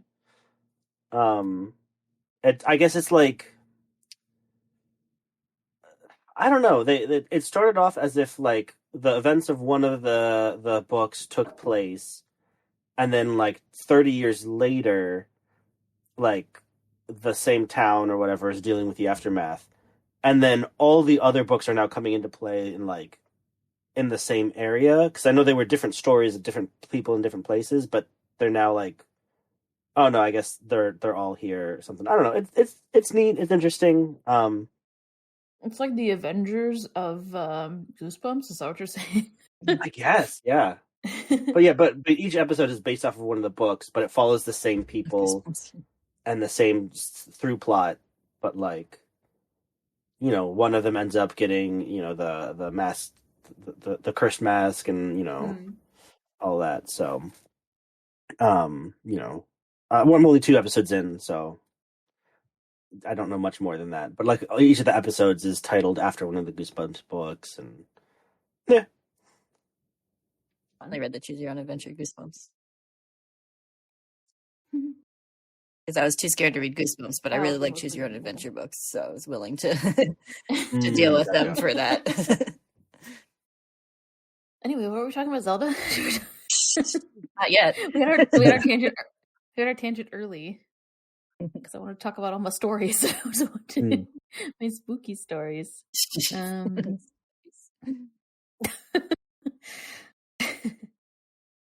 We wouldn't have the Switch if we didn't have the Wii U. So, yeah. Like, I don't think they would have just gone straight from Wii to Switch. Yeah, the Switch is a direct evolution of the Wii U. Oh, yeah. So much. Like, the Switch is what they wanted to make when they made the Wii U. They just didn't have the tech yet. Yep. Technology. Which is like, that seems like so much of Nintendo's thing. Like, this is what we want to do. We can't do it yet, but we're going to do it anyway. Like, like, we have a great idea. And I love that about them. Yeah. So they made like a freaking 3D. Wasn't the Virtual Boy like 3D in the 90s or something? Like, and then they made like an internet-connected, ambitious. Internet connected N64 in like 1998. Well, like, no, it was because for Link to the Past, wasn't it? Didn't they have like the Link to the Past stuff that was internet based? Yeah. So that would be the SNES, right? I can't remember if it was the SNES itself or like some kind of other system, but like, yeah, they had those like special versions that they broadcast over. Really? I don't even remember that. You remember what those were called? 60 and 64. I'm trying to remember like, whatever. Yeah, it's like I don't even know if was it internet or was it like cable? It was like for the Satellaview attachment for the Super Nintendo. So there was the SNES. Yeah. Yeah, so that was for the SNES. A modem peripheral for the SNES or for the Super Famicom. Yeah. Yeah. I don't know if they sold it. But that was 1995. Okay, yeah. Because when was the N64? 98 or something like that. Yeah, so it was just before like, the 64. Guys, this had one whole... it was satellite broadcasts. Wow, satellite. It's like you had to like tune in at a certain time, and you could. How expensive was this game they were sending out? It had 512 kilobytes of RAM. 512 kilobytes of RAM. Not megabytes, kilobytes. It says the successor was the 64 DD, which is what I was talking about. Yeah, I forgot about that. Yeah. Broadcast.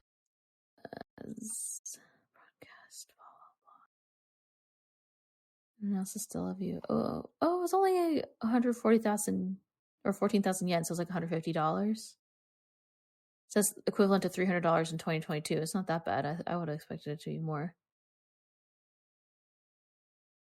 Wow. Well, but does that adjust for the like difference? Yeah, equivalent to $300 in 2022 in Wikipedia at least. Oh, okay. So yeah, $300, which is not as of last year. So that's not. It's never released outside Japan. Total of 114 games were released for Stellaview. Nintendo's popular franchises included Kirby, F-Zero, Fire Emblem, Legend of Zelda, and Super Mario Brothers. What does the broadcast mean? Like, what does it do? How does it work? So you have to like have your thing on, and then do you download part of it as you play? I guess, yeah, something like that.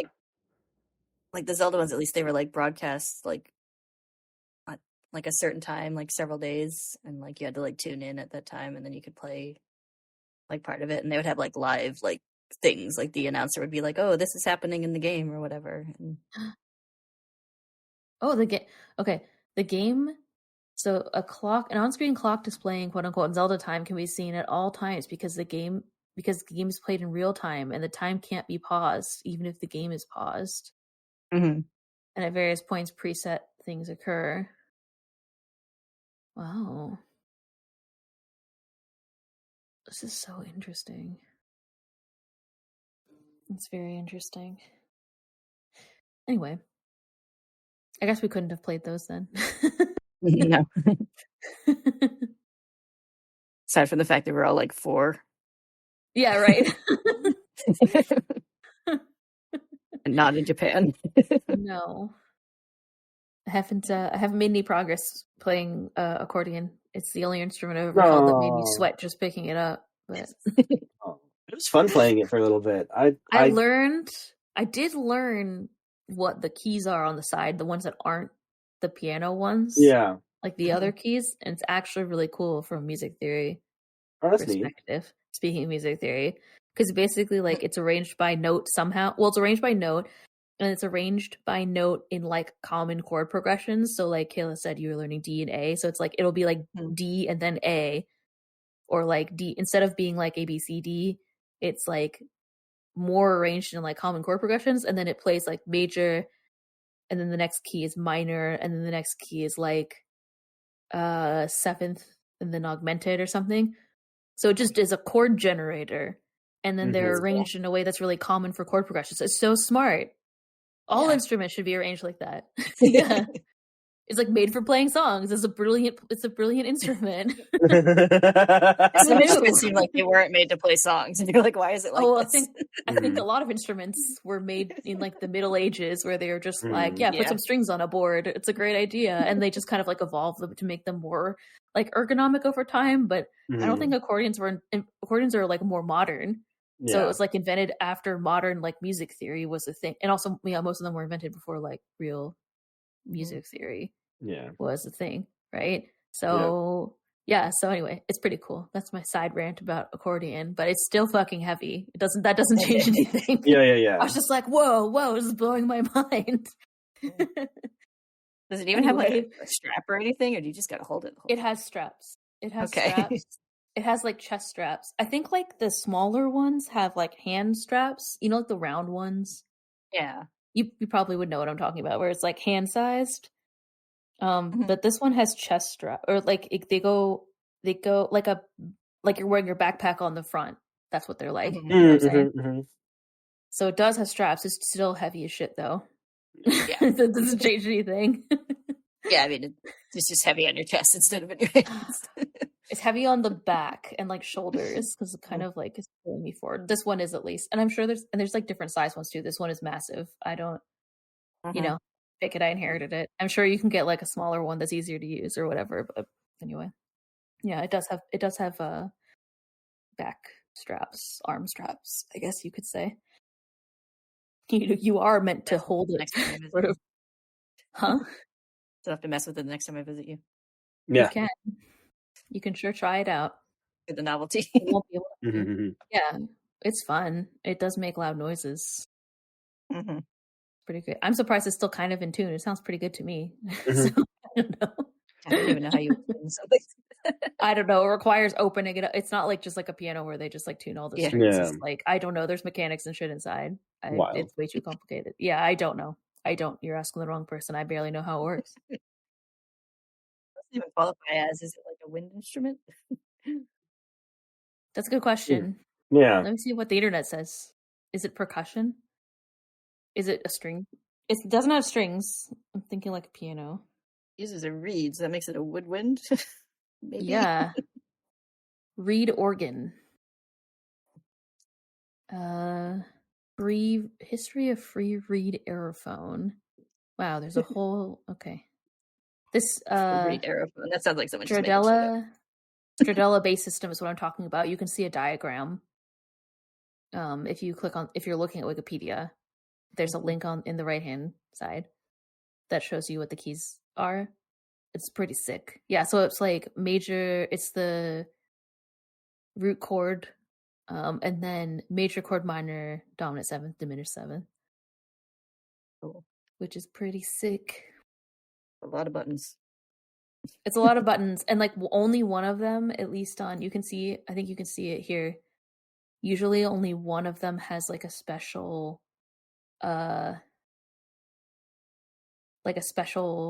like divot, like the C chord the C root one, it has like the button itself is shaped differently, and then all the other ones are shaped the same. So you just have to memorize the rest. Yeah.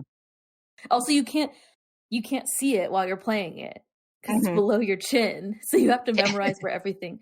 And like, I guess that's pretty normal for, I mean, like when you're learning guitar, you look at it all the time, but like you could play it without looking at it all the time once you memorize it. So I guess it's pretty normal. It's just like feels very, very difficult. When I was like trying to set it up, I had to use a webcam. Like I turned on my camera so that I can be like, okay, I have to reach down here and reach over here.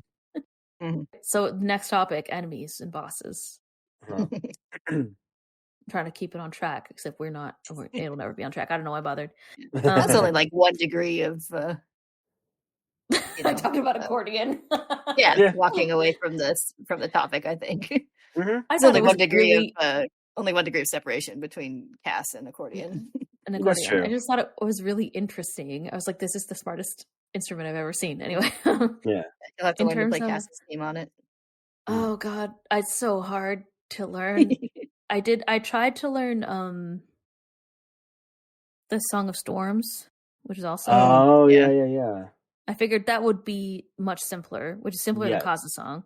Yes. Yeah. It's still, I mean, it's hard, relatively speaking. Yeah, also, another thing that's song, so.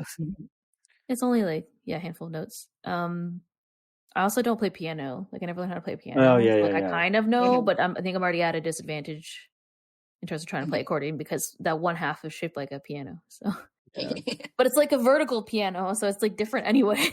It's really funny. It's like a guitar. What I should do is like take lessons. That would be smart. But what I should do is get a smaller accordion if I really cared. But whatever. Yeah, it's fun. It's fun this way. Yeah, it's probably like step one. Don't start with that. I need a strength train before I'm gonna have to lift before I can start playing it. I mean, the nice thing is all you need to do is start bench pressing the accordion, and you don't need to buy lay down and like lay on the floor and then push the accordion. Do accordion presses. It's like this rhythmic off-tune accordion sound coming from your room. The accordion is actually here.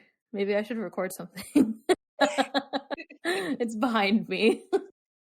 You know what? There mocking me. Our next podcast, you should do the opening intro. No. Nobody will listen to the podcast. It's like, oh my God, why are my ears bleeding? Somebody asked us in one of the question times if we had tattoos. I think so. Yeah, someone asked about tattoos. In the equivalent exchange question time. Yeah. Because tattoos came up so much. Oh yeah.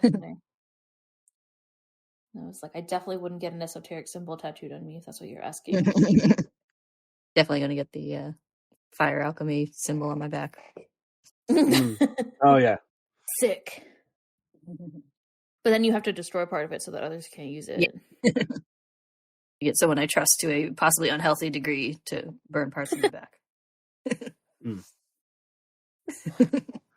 Trust to codepend on to a definitely unhealthy degree. Yeah. It's like unhealthy, but also I ship it, so I can't go. Yes.